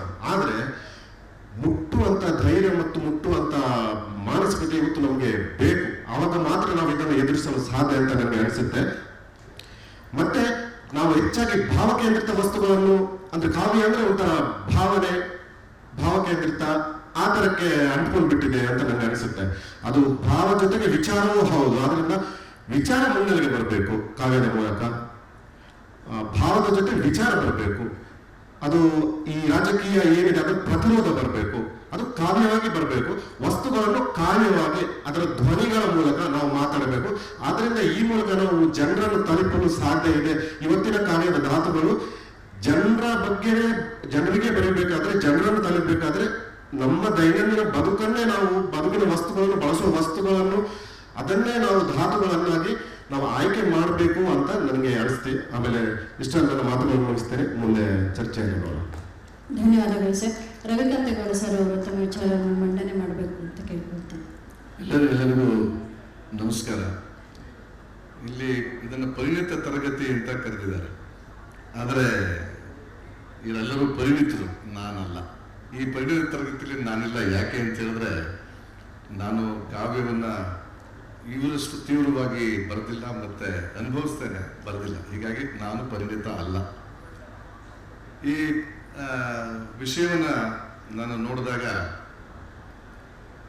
ಅಸಹನೆ ಯುಗದಲ್ಲಿ ಹೊಸ ಕಾವ್ಯದ ಧಾತುಗಳು, ಈ ವಿಷಯವೇ ಏನನ್ನಿಸ್ತು ನನಗೆ ಅಂದರೆ, ಕವಿಗಳಿಗೆ ಮತ್ತು ಕಾವ್ಯಕ್ಕೆ ಅಸಹನೆಯನ್ನು ಎದುರಿಸುವ ಒಂದು ವಿಶೇಷ ಜವಾಬ್ದಾರಿಯನ್ನು ಇದರ ಆಯೋಜಕರು ವಹಿಸಿದ್ದಾರೆ. ಅಂದರೆ ಕವಿಗಳಿಗೆ ಆ ಜವಾಬ್ದಾರಿ ಇದೆ ಅಂತ ಅನ್ಕೊಂಡು ಈ ವಿಷಯವನ್ನು ನಮಗೆ ಕೊಟ್ಟಿದ್ದಾರೆ ಅಂತ ಅನ್ಕೊಂಡಿದ್ದೀನಿ. ಇನ್ನೂ ಅನೇಕ ಕಲಾಕ್ಷೇತ್ರಗಳಿದ್ದಾವೆ, ಅಭಿವ್ಯಕ್ತಿಗಳಿದ್ದಾವೆ. ಸಂಗೀತ ಯಾವತ್ತೂ ಕೂಡ ಅದು ಈ ಜವಾಬ್ದಾರಿನ ಮೈ ಮೇಲೆ ಎಳ್ಕೊಂಡಿಲ್ಲ. ರಚನೆಗಳಲ್ಲಿ ಇರಬಹುದು, ಅದರ ಒಬ್ಬ ಹಾಡ್ತಾನಲ್ಲ ಅವನು ಆ ರಚನೆಗಳಲ್ಲಿ ಅಂಥ ರಚನೆಗಳನ್ನು ಹಾಡಬಹುದು. ಚಿತ್ರಕಲೆ ಅಂಥದ್ದು ಎಳ್ಕೊಂಡಿದೆ ಅಂತ ನಾವು ಪರಿಶೀಲನೆ ಮಾಡಬೇಕಾಗಿದೆ. ಹೀಗಾಗಿ ಇದೊಂದು ವಿಶೇಷ ಜವಾಬ್ದಾರಿ ಅಂತ ಯಾವಾಗಲೂ ಈ ಅಕ್ಷರಸ್ಥ ಲೋಕ ಅಂದ್ಕೊಂಡಿದೆ ಅಂತ ನನ್ನ ಭಾವನೆ. ಅದು ತಪ್ಪು ಅಂತ ನಾನು ಹೇಳ್ತಾ ಇಲ್ಲ. ಅದೊಂದು ವಿಶೇಷ ಜವಾಬ್ದಾರಿ, ಬಾಧ್ಯತೆ ಅಂತ ಅನ್ಕೊಂಡಿದ್ದಾರೆ. ಮತ್ತೆ ಎಲ್ಲರೂ ಅನ್ಕೊಂಡಿದ್ದಾರೆ, ನಾವೆಲ್ಲರೂ ಅನ್ಕೊಳ್ತಾ ಇದ್ದೇವೆ. ಅಸಹನೆ ಎನ್ನುವುದು ಇವತ್ತು ಬಹಳ ದೊಡ್ಡದಾಗಿದೆ, ಕಾಣಿಸ್ತಾ ಇದೆ, ಗೋಡೆಗಳನ್ನು ನಿರ್ಮಿಸಿದೆ ಅಂತೇಳಿ. ಇದು ಭಾರತಕ್ಕಂತೂ ಹೊಸದಲ್ಲ. ಮೇಡಮ್ ಹೇಳಿದರು, ಯಾಕೆಂದ್ರೆ ಅಸಮಾನ ಸಮಾಜದ ಒಳಗಡೆ ನಾವು ಕೂತಿದ್ದೇವೆ. ಅದನ್ನೇ ಅಸಮಾನತೆಯನ್ನು ಉಸಿರಾಡ್ತಾ ಇದ್ದೇವೆ. ಅಸಮಾನತೆಯನ್ನ ಎಲ್ಲಿ ಉಸಿರಾಡ್ತೀವೋ ಅಲ್ಲಿ ಸಹಜವಾಗಿ ಅಸಹನೆ ಇರ್ತದೆ. ಗಂಡು ಹೆಣ್ಣನ್ನ ನೋಡ್ತಕ್ಕಂತಹ ಒಂದು ಅಸಮಾನ ದೃಷ್ಟಿ, ಒಂದು ಜಾತಿ ಇನ್ನೊಂದು ಜಾತಿಯನ್ನು ನೋಡ್ತಕ್ಕಂಥ ಅಸಮಾನವಾದ ದೃಷ್ಟಿ, ಹೀಗೆ ಬೇರೆ ಬೇರೆ ಧರ್ಮ ಜಾತಿಗಳ ವಿಷಯದಲ್ಲಿ, ಧರ್ಮದ ವಿಷಯದಲ್ಲಿ, ಭಾಷೆಯ ವಿಷಯದಲ್ಲಿ ಅಸಮಾನತೆ ಏನಿದೆ ಅದು ಅಸಹನೆಯನ್ನು ಉಂಟು ಮಾಡ್ತದೆ. ಭಾರತದಂಥ ಸಮಾಜದಲ್ಲಿ ಈ ಒಂದು ಅಸಹನೆ ಅಂತಕ್ಕಂಥದ್ದು ಅಸಮಾನತೆಯನ್ನು ತೊಡೆದು ಹಾಕದೆ ಹೋಗುವಂಥದ್ದಲ್ಲ. ಇವತ್ತು ಕೂಡ ಯಾರನ್ನಾದ್ರೂ ಕೇಳಿದ್ರೆ ಅವರು ಬಹಳ ಅಸಹನೆ ಅಂತ ಹೇಳ್ತಾರೆ. ಆದರೆ ಅಸಮಾನತೆಯನ್ನು ಆಚರಿಸ್ತಕ್ಕಂಥವ್ರೆ ಅದು ಬಹಳ ಅಸಹನೆ ಅಂತ ಹೇಳ್ತಾ ಅಸಹನೆಯನ್ನು ಮರೆಮಾಚುವುದಕ್ಕೆ ಪ್ರಯತ್ನ ಪಡ್ತಾರೆ. ಹೀಗಾಗಿ ಇವತ್ತಿನ ಸಮಸ್ಯೆ ಅಲ್ಲ ಅಂತ ನಾನು ಅನ್ಕೊಂಡಿದ್ದೇನೆ. ಈ ಅಸಹನೆ ಅಂತಕ್ಕಂಥದ್ದು ಒಂದು ಅಸಹನೆ ಯುಗ ಅಂತ ಇವತ್ತು ಮಾರ್ಕ್ ಮಾಡಿ ಹೇಳೋದಕ್ಕಾಗಲ್ಲ. ಢಾಳಾಗಿ ಕಾಣಿಸ್ತಾ ಇರ್ಬೋದು. ಪ್ರಭುತ್ವದಲ್ಲಿ ಅದು ಇದೆ ಅಂತ ಹೇಳಿದ್ರು. ಪ್ರಭುತ್ವ ಯಾವಾಗಲೂ ಹಾಗೆ ಇರುತ್ತೆ. ಪ್ರಭುತ್ವಕ್ಕೆ ತನಗೆ ಆಗದ್ದನ್ನ ತಳ್ಳಿ ಹಾಕ್ತಕ್ಕಂಥ ಒಂದು ಪ್ರಭುತ್ವ ಅಂತಕ್ಕಂಥದ್ದು ಜಡ, ಸ್ಥಾವರ. ತನಗೆ ಬೇಕಾದದ್ದನ್ನು ಮಾತ್ರ ಬದಲಾವಣೆಯನ್ನು ಬಯಸ್ತದೆ. ಹೀಗಾಗಿ ಪ್ರಭುತ್ವವನ್ನು ದೂಷಿಸುವುದರಲ್ಲಿ ಅರ್ಥವಿಲ್ಲ. ಪ್ರಭುತ್ವದ ಅರ್ಥವೇ ಅದು ಜಡವಾದದ್ದು. ಅದರ ವಿರುದ್ಧ ಹೋಗುವಂತಹ ಜಂಗಮಕ್ಕೆ ಅವರಲ್ಲಿ ಆಸ್ಪದ ಇಲ್ಲ. ಹೀಗಾಗಿ ಅಸಹನೆ ಅಂತಕ್ಕಂಥದ್ದು ಇವತ್ತಿನ ಸಮಸ್ಯೆ ಅಲ್ಲ. ಆದರೆ ಅಸಹನೆಯನ್ನ ಲಜ್ಜೆ ಇಲ್ಲದೆ ಇವತ್ತು ಹರಡಲಾಗ್ತಾ ಇದೆ ಅನ್ನೋದನ್ನು ಒಪ್ಕೊಳ್ಬೇಕು. ಅಸಹನೆಯನ್ನ ಬಹಳ ಲಜ್ಜೆ ಇಲ್ಲದೆ ಇವತ್ತು ಬಹಳ ವೇಗವಾಗಿ ಎಲ್ಲ ಮಾಧ್ಯಮಗಳಲ್ಲಿ ತುಂಬಾ ಸೆಟ್ಲ್ ಆಗಿ ಮತ್ತು ಬಹಳ ಜೋರಾಗಿ ಹರಡಲಾಗ್ತಾ ಇದೆ. ಆದರೆ ನಮ್ಗೆ ಯಾಕೆ ಅದು ಅರ್ಥ ಆಗ್ತಾ ಇಲ್ಲ ಅಂತ ನನಗನ್ನಿಸ್ತದೆ ಅಂತ ಹೇಳಿದ್ರೆ, ಇವತ್ತು ಮಾರುಕಟ್ಟೆಯ ಆರ್ಥಿಕ ನೀತಿ ಒಂದು ಮೆಟೀರಿಯಲ್ ವರ್ಲ್ಡ್ ಅನ್ನ ಸೃಷ್ಟಿ ಮಾಡಿದೆ. ಆ ಮೆಟೀರಿಯಲ್ ವರ್ಲ್ಡ್ ಒಳಗಡೆ ಏನನ್ನು ಪ್ರತಿಪಾದಿಸಲಾಗ್ತಾ ಇದೆ ಅಂದ್ರೆ, ಅಸಮಾನತೆ ಎನ್ನುವುದು ಇರಬೇಕಾದ ಮೌಲ್ಯ, ಇನ್ಇಕ್ವಾಲಿಟಿ ಏನಿದೆ ಅದು ಇರಬೇಕಾದ ಮೌಲ್ಯ ಅಂತ ಪ್ರತಿಪಾದಿಸಲಾಗ್ತಾ ಇದೆ. ಅವ್ರು ಹೇಳ್ತಾರೆ, ಆರ್ಥಿಕ ತಜ್ಞರು ಹೇಳ್ತಾರೆ, ಸಮಾಜಶಾಸ್ತ್ರಜ್ಞರು ಹೇಳ್ತಾರೆ, ಹೊಸ ಮಾರುಕಟ್ಟೆಯ ಆರ್ಥಿಕ ನೀತಿ ಏನಿದೆ ಅಲ್ಲಿ ಅಸಮಾನತೆಯೇ ಪ್ರಚೋದಕವಾದದ್ದು, ಸ್ಫೂರ್ತಿಯನ್ನು ಕೊಡ್ತಕ್ಕಂಥದ್ದು.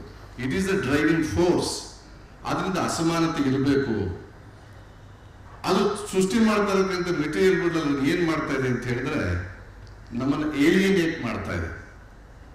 ಈ ಭೂಮಿಯಿಂದ, ಈ ಮಣ್ಣಿಂದ ನಮ್ಮನ್ನ ಬೇರು ಮಾಡಿ ಹಿಡ್ತಾ ಇದೆ. ಹೀಗಾಗಿ ಯಾರು ಅಸಹನೆಯ ವಿರುದ್ಧ ಮಾತಾಡಬೇಕು ಅಂತ ಹೊರಡ್ತಾರೋ ಅವರು ಅಸಮಾನತೆಯ ಪರವಾಗಿಯೂ ಮತ್ತು ಅಸಹನೆಯ ಟೊಳ್ಳು ಸಮಾನತೆಯ ಪರವಾಗಿಯೂ ಅಸಹನೆಯ ಪರವಾಗಿಯೂ ಮಾತನಾಡುವಂತ ಒಂದು ವಾತಾವರಣವನ್ನ ಸೃಷ್ಟಿ ಮಾಡಲಾಗಿದೆ.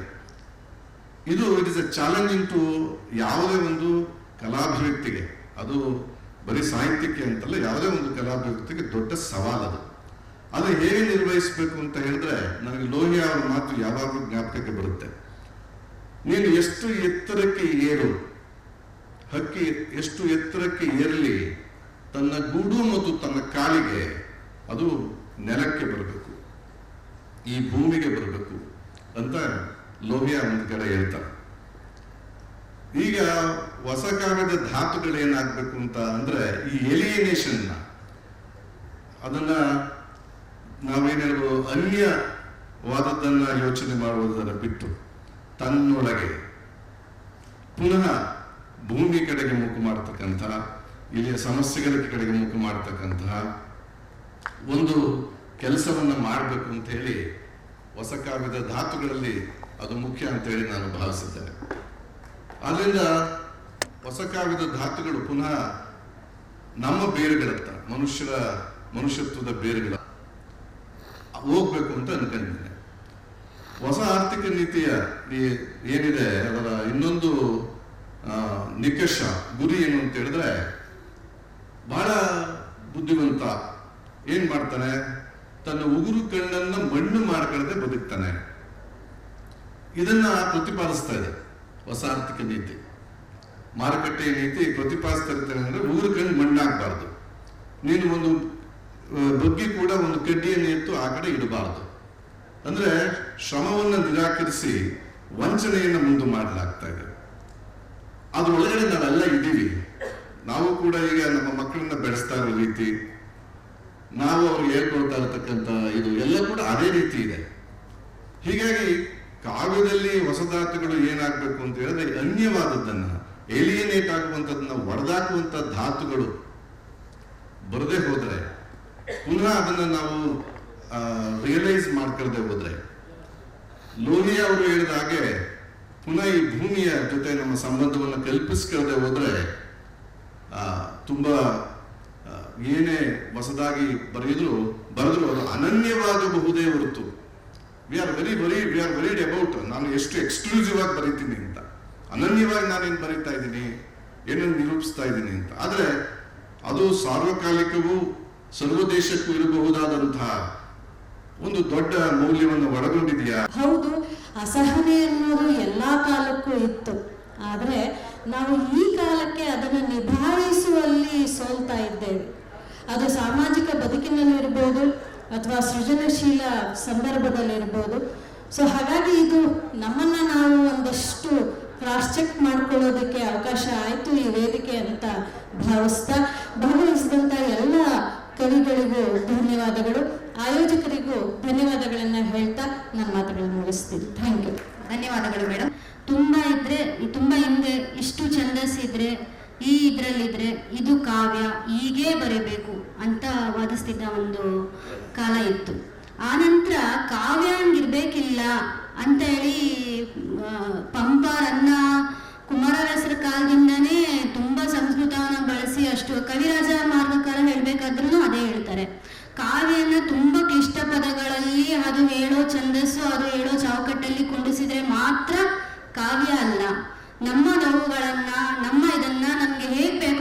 ಮಾಡ್ಕೊತೀವಿ. ಈಗ ತುಂಬ ಸತಿ ಏನಾಗ್ಬಿಡುತ್ತೆ, ಏನಾದರೂ ನಾವು ಒಳಗೊಳ್ಳುವಿಕೆ ಬಗ್ಗೆ ಮಾತಾಡುವಾಗ ನಾವು ದಲಿತರಲ್ಲ ಹಂಗಾಗಿ ಬರೀತಿಲ್ಲ, ಅವ್ರದ್ದು ಬರ್ಕೊಂತಿದ್ದಾರೆ ಅನ್ನೋ ಒಂದು ವಾದ ಇದೆ.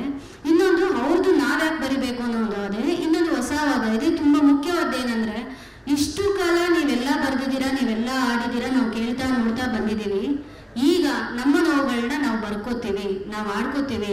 ಸೊ ನೀವು ಅದನ್ನು ಅಟ್ಲೀಸ್ಟ್ ಸಹನೆಯಿಂದ ಸ್ವೀಕರಿಸಬೇಕು. ಅಂದರೆ ನಿಮ್ಮಿಂದ ನಾವು ನಿರೀಕ್ಷಿಸ್ತಿರೋದು ಏನು ಒಂಥರ ಭಿಕ್ಷೆ ಥರದ್ದೇನೂ ಅಲ್ಲ. ನಿಮ್ಮಿಂದ ಆಗಿರುವಂಥ ಆಘಾತಗಳನ್ನ ತಿದ್ದುಕೊಳ್ಳೋಕೆ, ಆ ಆಘಾತಕ್ಕೆ ಒಳಗಾಗಿರೋ, ಆ ಶೋಷಣೆಗೆ ಒಳಗಾಗಿರೋ ಆ ಸಮುದಾಯಗಳು ಮಾತಾಡುವಾಗ, ಅವ್ರು ಆಡುವಾಗ, ಅವ್ರೇನೋ ಮಾಡುವಾಗ ಅದನ್ನು ಸಹನೆಯಿಂದ ಕೇಳಿಸ್ಕೊಳ್ಳೋ, ಸಹನೆಯಿಂದ ಒಳಗೊಳ್ಳೋ ಮನಸ್ಥಿತಿಗಳು ಮುಖ್ಯ ಆಗುತ್ತೆ ಅಂತ ನಾನು ಹೇಳ್ತೀನಿ. ಒಂದು ಕಾಲಕ್ಕೆ ಕನ್ನಡ ಸಾಹಿತ್ಯದಲ್ಲಿ ತುಂಬ ಹೆಚ್ಚು ಚರ್ಚೆ ಆದ ಒಂದು ಕಾವ್ಯ ಅಂದರೆ ಇಕ್ಕರ್ಲಾವದಿಲ್ಲ ಕವಿತೆನೇ ಅಲ್ಲ ಅಂತ. ಆ ಕವಿತೆನೇ ಅಲ್ಲ ಅನ್ನೋರು ಕೂಡ ಇವತ್ತು ಕ್ಲಾಸ್ಗಳಲ್ಲಿ ಪಾಠ ಮಾಡಬೇಕಾಗಿರೋವಂಥ ಪಾಠಗಳು ದೇವನೂರು ಬರೆದಂಥ ಅಥವಾ ಸಿದ್ಲಿಂಗಯ್ಯ ಬರೆದಂಥ ಅಥವಾ ನಮ್ಮಂಥವ್ರು ಯಾರು, ನಮಗೆ ಭಾಷೆಯ ಚೌಕಟ್ಟು ಗೊತ್ತಿಲ್ಲ, ನಮ್ಮ ಅಪ್ಪನಿಗೋ ಅಮ್ಮನಿಗೋ ಶಾಲೆ ಮೆಟ್ಲೆ ಹತ್ತಿಲ್ಲ, ನಾವು ಅಕ್ಷರಕ್ಕೆ ಈಗಷ್ಟೇ ತೆರೆದುಕೊಳ್ತಿದ್ದೀವಿ ಅಂತ ನಾನು ನನ್ನಷ್ಟಕ್ಕೆ ನಾನು ಆಡ್ಕೊತಿದ್ದೀನಿ ಅಂತ ಹೇಳಿ ನನ್ನ ಕಾವ್ಯ ನಾನು ನೋಡ್ತೀನಿ. ಇನ್ನೊಂದು ಇದರಲ್ಲಿ ಯಾವುದನ್ನ ಅವತ್ತು ಕಾವ್ಯನೇ ಅಲ್ಲ, ಕಾವ್ಯದ ಮಾದರಿನೇ ಅಲ್ಲ ಅಂತ ಹೇಳಿದ್ರು, ಇವತ್ತು ಅದು ಅತಿ ಮುಖ್ಯ ಕಾವ್ಯ ಕನ್ನಡ ಸಾಹಿತ್ಯದಲ್ಲಿ. ಇವಾಗ ನೀವು ಸೃಜನಶೀಲತೆ ಅಂತ ಯಾವುದನ್ನು ಕೇಳ್ತಿದ್ದೀರೋ ನನಗೆ ಗೊತ್ತಿಲ್ಲ. ಈಗ ಬರೀತಿರುವಂಥ ಎಲ್ಲ ಕವಿತೆಗಳಲ್ಲಿ ಹೊಸ ಮಾದರಿ ಅಂದರೆ ಸಿದ್ಧ ಮಾದರಿಗಳನ್ನ ಹೊಡೆದು ಕವಿತೆ ಕಟ್ಟೋದೇ ಸೃಜನಶೀಲತೆ ಅಂತ ಹೇಳಲಿಕ್ಕೆ ಇಷ್ಟಪಡ್ತೀನಿ. Thank you. ಸಮಯ ಆಗಿದೆ. ನಾವು ಇನ್ನೂ ಒಂದು ಸುತ್ತಿನ ಅವರವರ ಪದ್ಯಗಳನ್ನೇ ಉದಾಹರಣೆಯಾಗಿರಿಸಿ ಪ್ರಶ್ನೆಗಳು ಅಂತ ಇತ್ತು. ಆದರೆ ಅಲ್ಲಿ ಕಾವ್ಯಾತ್ಮಕತೆ ಸಾಧ್ಯ ಆಗತ್ತಾ? ಹಾಗಾದರೆ ಪದ್ಯದ ಉದ್ದೇಶ ಅಥವಾ ಕವಿತೆಯ ಉದ್ದೇಶ ಬರೀ ಪ್ರತಿಕ್ರಿಯೆನ ಅಥವಾ ಕಾವ್ಯನ? ಈ ಕಾವ್ಯ ಇದರ ವಿಚ್ ಈಸ್ ಎಗನೆಸ್ಟ್ ಲೇವಡಿ, ಇಡೀ ಪ್ರಭುತ್ವವನ್ನ ಲೇವಡಿ ಮಾಡ್ತಕ್ಕಂತಹ, ನಾನು ಇದ್ರ ಜೊತೆ ಇಲ್ಲ, ಪ್ರಭುತ್ವದ ಜೊತೆ ಇಲ್ಲ ಅಂತ ಹೇಳ್ತಕ್ಕಂಥ ಒಂದು ಧ್ವನಿ ಇದೆ. ಹೀಗಾಗಿ ನಾನು ಏನು ಹೇಳೋದಕ್ಕೆ ಪ್ರಯತ್ನ ಪಡ್ತಾ ಇದ್ದೀನಿ ಅಂತ ಹೇಳಿದ್ರೆ, ಪ್ರಭುತ್ವವನ್ನು ನಂಬಿ ಒಬ್ಬ ಕವಿ ಇರಬಾರದು. ಅದಕ್ಕೇನೆ ಕುವೆಂಪು ತಮ್ಮ ಯಂಗರ್ ಡೇಸ್ ಬರೆದಂಥ ಒಂದು ಪದ್ಯ ಇದೆ, ಕವಿಗೆ ಅರಸು ವಿರಸುಗಳ ಋಣವಿಲ್ಲ, ಅವನು ಅಗ್ನಿಮುಖಿ ಪ್ರಳಯ ಶಿಖಿ. ಇದು ಕುವೆಂಪು ಮಾತು. ಹೀಗಾಗಿ ಯು ಕೆನಾಟ್ ಎಕ್ಸ್ಪೆಕ್ಟ್ ಪ್ರಭುತ್ವ ಈ ಸಾಲಿನ ಕವಿಗಳನ್ನು ಪೋಷಿಸ್ತಾ ಇದೆ ಅಂದ್ರೆ ಬೇರೆ ಉದ್ದೇಶ ಇದೆ ಅದಕ್ಕೆ. ವೆನಿಜುಲಾದಲ್ಲಿರ್ಬೋದು, ಇಂಡಿಯಾದಲ್ಲಿರ್ಬೋದು, ಪ್ರಭುತ್ವದ ಕ್ಯಾರೆಕ್ಟರ್ ಇದೆಯಲ್ಲ ಅದೇ ಆಗಿರುತ್ತೆ, ಬದಲಾವಣೆ ಆಗಲ್ಲ.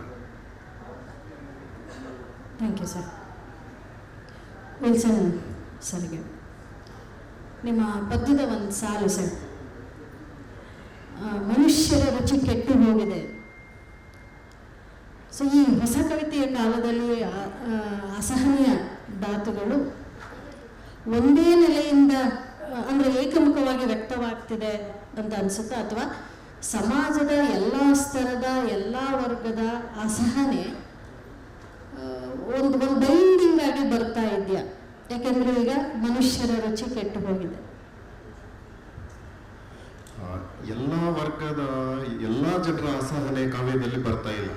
ಆಗಲೇ ನಾವು ಅದರ ಬಗ್ಗೆ ಮಾತಾಡಿದ್ವಿ. ಅದು ಬಿಡಿ ಬಿಡಿಯಾಗಿ ಅಲ್ಲೆಲ್ಲೋ ಬರ್ತಿದೆ. ಸಮಗ್ರವಾಗಿ ಏನು ಬರಬೇಕಿತ್ತು, ಅದು ದೊಡ್ಡ ಶಕ್ತಿಯಾಗಿ ಮಾರ್ಪಡಬೇಕಿತ್ತು, ಅದು ಆಗ್ತಾ ಇಲ್ಲ. ಅಲ್ಲಲ್ಲಿ ಕಾಣ್ತಾ ಇದೆ. ಅದು ಇದರ ಬಗ್ಗೆ ಆಗಲೇ ಮಾತಾಡಿದ್ವಿ ನಾವು. ನಾವು ಅದು ನಮ್ಮ ಮುಖ್ಯ ಈಗ ಆಗ್ಬೇಕಾಗಿರೋದು ಅಂದ್ರೆ ಈ ಪ್ರತಿರೋಧ, ಅಸಹನೆ ವಿರುದ್ಧ ಪ್ರತಿರೋಧವನ್ನು ಎಲ್ಲ ವರ್ಗಗಳು ಅಭಿವ್ಯಕ್ತಿಸ್ಬೇಕು.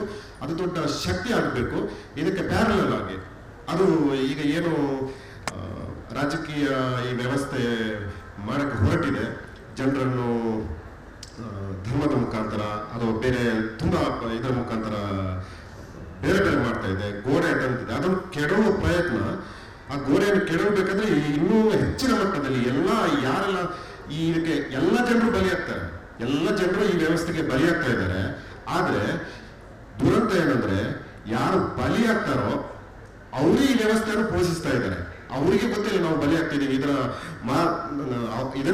ನಾವು ಇವತ್ತು ಏನು ಸಪೋರ್ಟ್ ಮಾಡ್ತಾ ಇದ್ದೇವೆ ಅದರ ಫಲಿತಾಂಶಗಳು ಇವತ್ತು ನಾವು ನಾಳೆ ನಮ್ಮ ಮಕ್ಕಳು ಅಂತ ಅವರಿಗೆ ಗೊತ್ತಾಗ್ತಿಲ್ಲ, ಅವ್ರಿಗೆ ಗೊತ್ತಾಗೋದಿಲ್ಲ. ಇದು ಅವರು ಕೂಡ ಅಭಿವರ್ತಿಸ್ಬೇಕು, ಅವರಿಗೆ ಈ ವಿಚಾರ ಮುಟ್ಟಿಸ್ಬೇಕು, ಅವರಿಗೆ ಈ ವಿಚಾರ ಹೊಳಿಬೇಕು. ಇದು ನಮ್ಮ ಎಲ್ಲ ಬರಹಗಾರರ ಮಾತ್ರ ಅಲ್ಲ, ಎಲ್ಲ ಕ್ಷೇತ್ರದ ಸಾಂಸ್ಕೃತಿಕ ಕ್ಷೇತ್ರದ ಮೇಲಿರುವ ದೊಡ್ಡ ಜವಾಬ್ದಾರಿ ಅಂತ ನನಗೆ ಅನಿಸ್ತದೆ. ಸರ್, ನಾನು ಹೇಳೋಕ್ಕೇನು ಟ್ರೈ ಮಾಡಿದೆ ಅಂತಂದರೆ, ನಾನು ನೀನು ಅಂತ ನಾವು ಪದ್ಯ ಬರೀತಾ ಇದ್ದೀವಿ. ನಾವು ಅನ್ನೋದಾದರೆ ಎಲ್ಲರ ಅಸಹನೆಯನ್ನು ಅಥವಾ ಕಾವ್ಯ ಒಂದು ಪರಿಪೂರ್ಣ ಆಗೋದಕ್ಕೆ ಸಾಧ್ಯ ಆಗುತ್ತೆ ಅನ್ನೋದಷ್ಟೇ ನನ್ನ ಮಾತು. ಅದೇ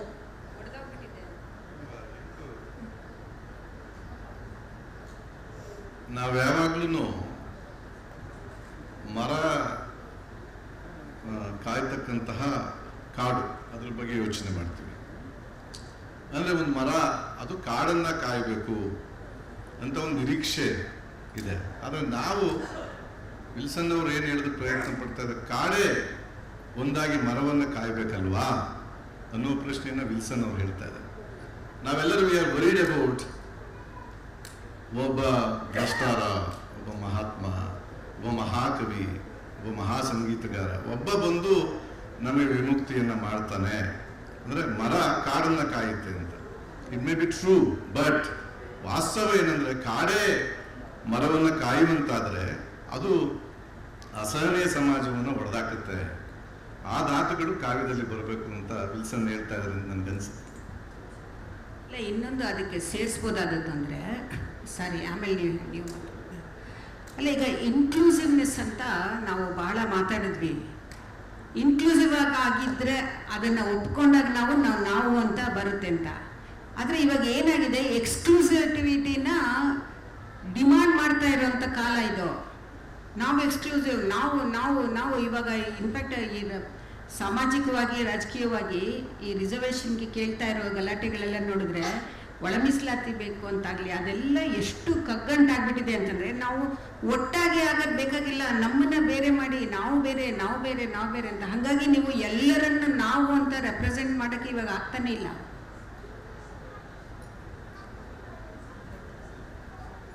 ಥ್ಯಾಂಕ್ ಯು ಮೇಡಮ್. ಮಂಜುಳಾ, ನೋಡಿದರೆ ಇಂಥದ್ದೆಲ್ಲ ನಮ್ಮಲ್ಲಿ ನಡೆದಿದೆ.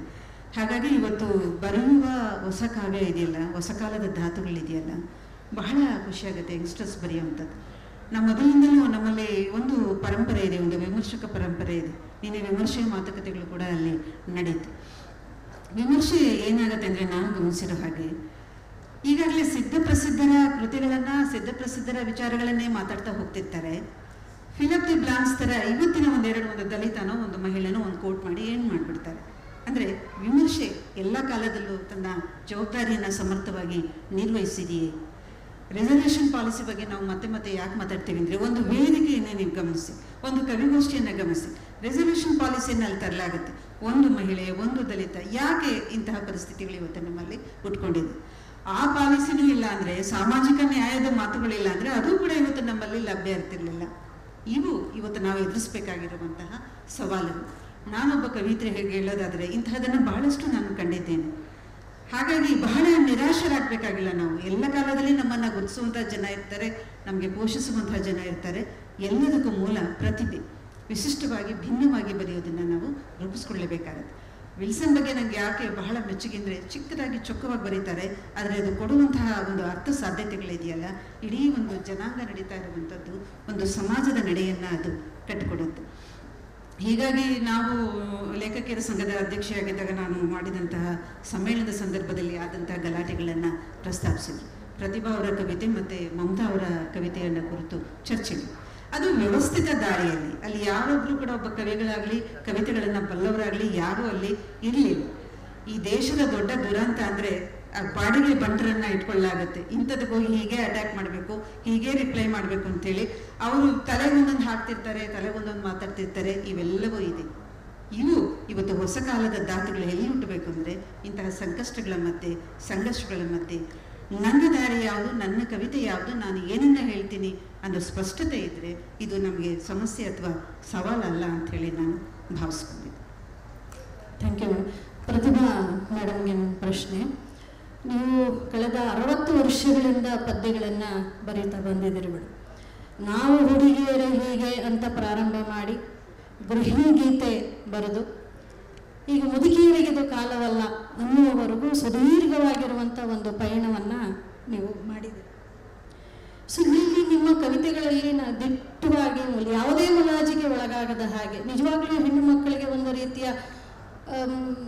ಸ್ವಾಭಿಮಾನವನ್ನು ಅಥವಾ ಮುಲಾಜಿಲ್ಲದ ಹಾಗೆ ಒಂದಷ್ಟು ಅಭಿಪ್ರಾಯವನ್ನು ನಿರೂಪಿಸ್ಕೊಳ್ಳೋದಕ್ಕೆ ಸಾಧ್ಯವಾಗುವಂಥ ಪದ್ಯಗಳು ನೀವು.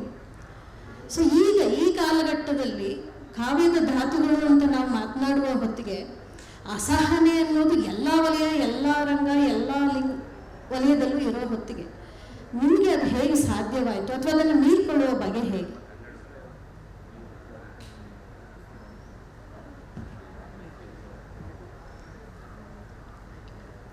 ಈಗ 50 ವರ್ಷಗಳ ಹಿಂದೆ ನವ್ಯರು ಮತ್ತು ನವ್ಯೋತ್ತರರು ಬರೆಯುವಾಗ ಅವರು ಎಲ್ಲರನ್ನ ಒಳಗೊಂಡು ಬರಿತಾ ಇದ್ರು. ಒಂದು ವಿಶ್ವಮಾನವ ದೃಷ್ಟಿ ಅಂತಾನೆ ಅನ್ಕೊಳ್ಳಿ, ಒಂದು ಲೂಸ್ ಆಗಿ ಅದನ್ನು ಹೇಳಬೇಕು ಅಂದರೆ. ಈಗ ಶಿವರಾಮ್ ಕಾರಂತರು ಚೋಮನ ದುಡಿ ಬರೆದ್ರು. ಅವಾಗ ಚೋಮ ದನಿ ಇಲ್ಲದವನಾಗಿದ್ದರಿಂದ ದನಿ ಇಲ್ಲದವರಿಗೆ ದನಿಯಾಗಿ ಅವರು ಬರೆದ್ರು. ಸೊ 50 ವರ್ಷಗಳ ಹಿಂದೆ ಸಮಾಜದಲ್ಲಿ ನಡೀತಾ ಇರೋ ಎಲ್ಲವನ್ನು ನನ್ನದನ್ನಾಗಿ ಮಾಡಿಕೊಂಡು ಕವನ ಬರೆಯುವಂತಹ, ಕವನದಲ್ಲಿ ಅಭಿವ್ಯಕ್ತಿಗೊಳಿಸಿಕೊಳ್ಳುವಂತಹ ಒಂದು ಇನ್ಕೋಟ್ಸ್ ಸ್ವಾತಂತ್ರ್ಯನೂ ಇತ್ತು, ಮನೋಭಾವನೂ ಇತ್ತು.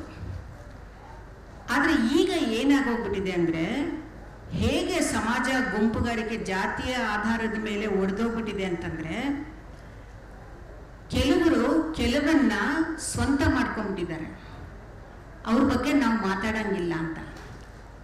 ಸೊ ಇವಾಗ ನಾನು ಯಾಕಂದ್ರೆ ದನಿ ಇಲ್ಲದವರಿಗೆ ದನಿ ಬಂದಿರೋದ್ರಿಂದ ಅವರ ಮಾತುಗಳನ್ನು ಅವರು ಮತ್ತು ನಾವು ಅನ್ನೋದಿದ್ದಿಲ್ಲ, ಇದು ಹಿಂದೆ ಇರಲಿಲ್ಲ.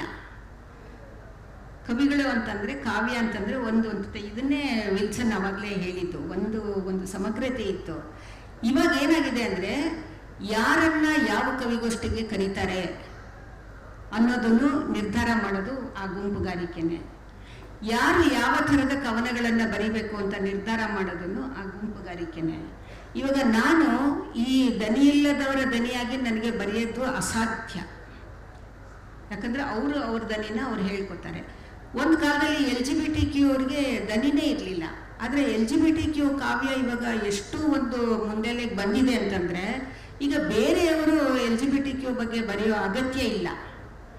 ಅಕಸ್ಮಾತ್ ನಾನು ಬರೆದ್ರೆ, ಈ ದನಿ ಇಲ್ಲದವರ ಬಗ್ಗೆ ಆಗಲಿ ಅಥವಾ ಈ LGBTQ ಅವರ ಬಗ್ಗೆ ಆಗಲಿ ನಾನೇನಾದರೂ ಬರೆದ್ರೆ, ನನ್ನ ತಲೆನಲ್ಲಿ ಅಥವಾ ನನ್ನ ಆಲೋಚನೆಯಲ್ಲಿ ಇಲ್ಲದೇ ಇರೋದನ್ನ ಅಂಡರ್ಲೈನ್ ಮಾಡಿ ಹೇಳ್ತೀನಿ, ನನ್ನ ತಲೆನಲ್ಲಿ ಇಲ್ಲದೇ ಇರೋ ಒಂದು ಆರೋಪವನ್ನು ಹೊರಗಿನವರು ನನ್ನ ಮೇಲೆ ಆರೋಪಿಸ್ತಾರೆ. ಇವ್ರು ಯಾಕೆ ಇದ್ರ ಬಗ್ಗೆ ಬರೀತಾ ಇದ್ದಾರೆ, ಇವ್ರಿಗೇನು ಗೊತ್ತೋ, ನಿಮಗೇನು ಗೊತ್ತೋ. ಸೊ ಅಲ್ಲಿ ಕಾವ್ಯ ಸ್ವಂತ ಅನುಭವದ ಬಗ್ಗೆ ಬಂದ್ಬಿಡುತ್ತೆ ಅಲ್ಲಿ ಅಂತ. ಹಿಂದೆ ಎಲ್ಲನೂ ನಾವು ಬೇರೆಯವರ ನೋವಿಗೆ, ಬೇರೆಯವರ ಪರಿಸ್ಥಿತಿಗೆ ಸ್ಪಂದಿಸಿ ಕೂಡ ಬರೀತಾ ಇದ್ವಿ. ಯಾಕಂದ್ರೆ ಎಲ್ಲವೂ ಒಂದು ಕವಿಯ ವೈಯಕ್ತಿಕ ಅನುಭವವೇ ಆಗಿರ್ಬೇಕಾಗಿಲ್ಲ, ಆದರೆ ಆ ಕವಿ ಬೇರೆಯವರ ನೋವಿಗೆ ಸ್ಪಂದಿಸಿ ಬರೆಯಬಹುದು ಅಂತ ಇತ್ತು. ಕುವೆಂಪು ಬರೆದ ಎಷ್ಟೋ ಕವನಗಳಲ್ಲಿ ನೋಡಿದ್ರೆ ಅವರು ಬಹಳ ಒಳ್ಳೆ ಸ್ಥಿತಿನಲ್ಲಿದ್ದವರು, ಆದ್ರೂ ಅವರು ಒಬ್ಬ ತುಂಬ ದೀನರ ಬಗ್ಗೆ ಎಲ್ಲ ಬರೆದ್ರು, ಅದನ್ನ ಮೆಚ್ಕೋತಾ ಇದ್ರು. ಇವಾಗ ಆಗ್ತಾ ಇಲ್ಲ ಅದು. ದನಿ ಇಲ್ಲದವರು ದನಿ ಪಡ್ಕೊಂಡಿರೋದ್ರಿಂದ ಅವ್ರ ಬಗ್ಗೆ ನಾನು ಬರೆಯೋ ಹಾಗಿಲ್ಲ, ಇವ್ರ ಬಗ್ಗೆ ಬರೆಯೋ ಹಾಗಿಲ್ಲ. ನಾನು ಹೆಂಗ್ಸಾಗಿರೋ, ಈಗ ನಾನು ಎಷ್ಟು ಪೊಲಿಟಿಕಲ್ ಪದ್ಯಗಳು ಬರೆದಿದ್ದೀನಿ, ಪೊಲಿಟಿಕಲ್ ಕಾಮೆಂಟ್ರಿ ಥರ ಬರೆದಿದ್ದೀನಿ. ಅದನ್ನ ಯಾಕೆ ಗಮನಿಸೋದಿಲ್ಲ ಅಂದರೆ ಜೆಂಡರ್ ಪಾಲಿಟಿಕ್ಸ್ ಇಂದಾಗೆ. ಒಬ್ಬ ಪುರುಷ ಈ ಪೊಲಿಟಿಕಲ್ ಕಾಮೆಂಟ್ರಿ, ಪೊಲಿಟಿಕಲ್ ಪದ್ಯಗಳನ್ನ ಬರೆದಿದ್ದಿದ್ರೆ ಇವರು ಹೇಗೆ ತಗೋತಾ ಇದ್ರು, ಅದನ್ನ ಯಾಕೆ ಅವರು ಗಂಭೀರವಾಗಿ ತಗೋತಾ ಇಲ್ಲ ಅಂತಂದ್ರೆ, ಒಂದು ಹೆಣ್ಣುಮಗಳು ಬರೆದಿದ್ದಾಳೆ ಅಂತ.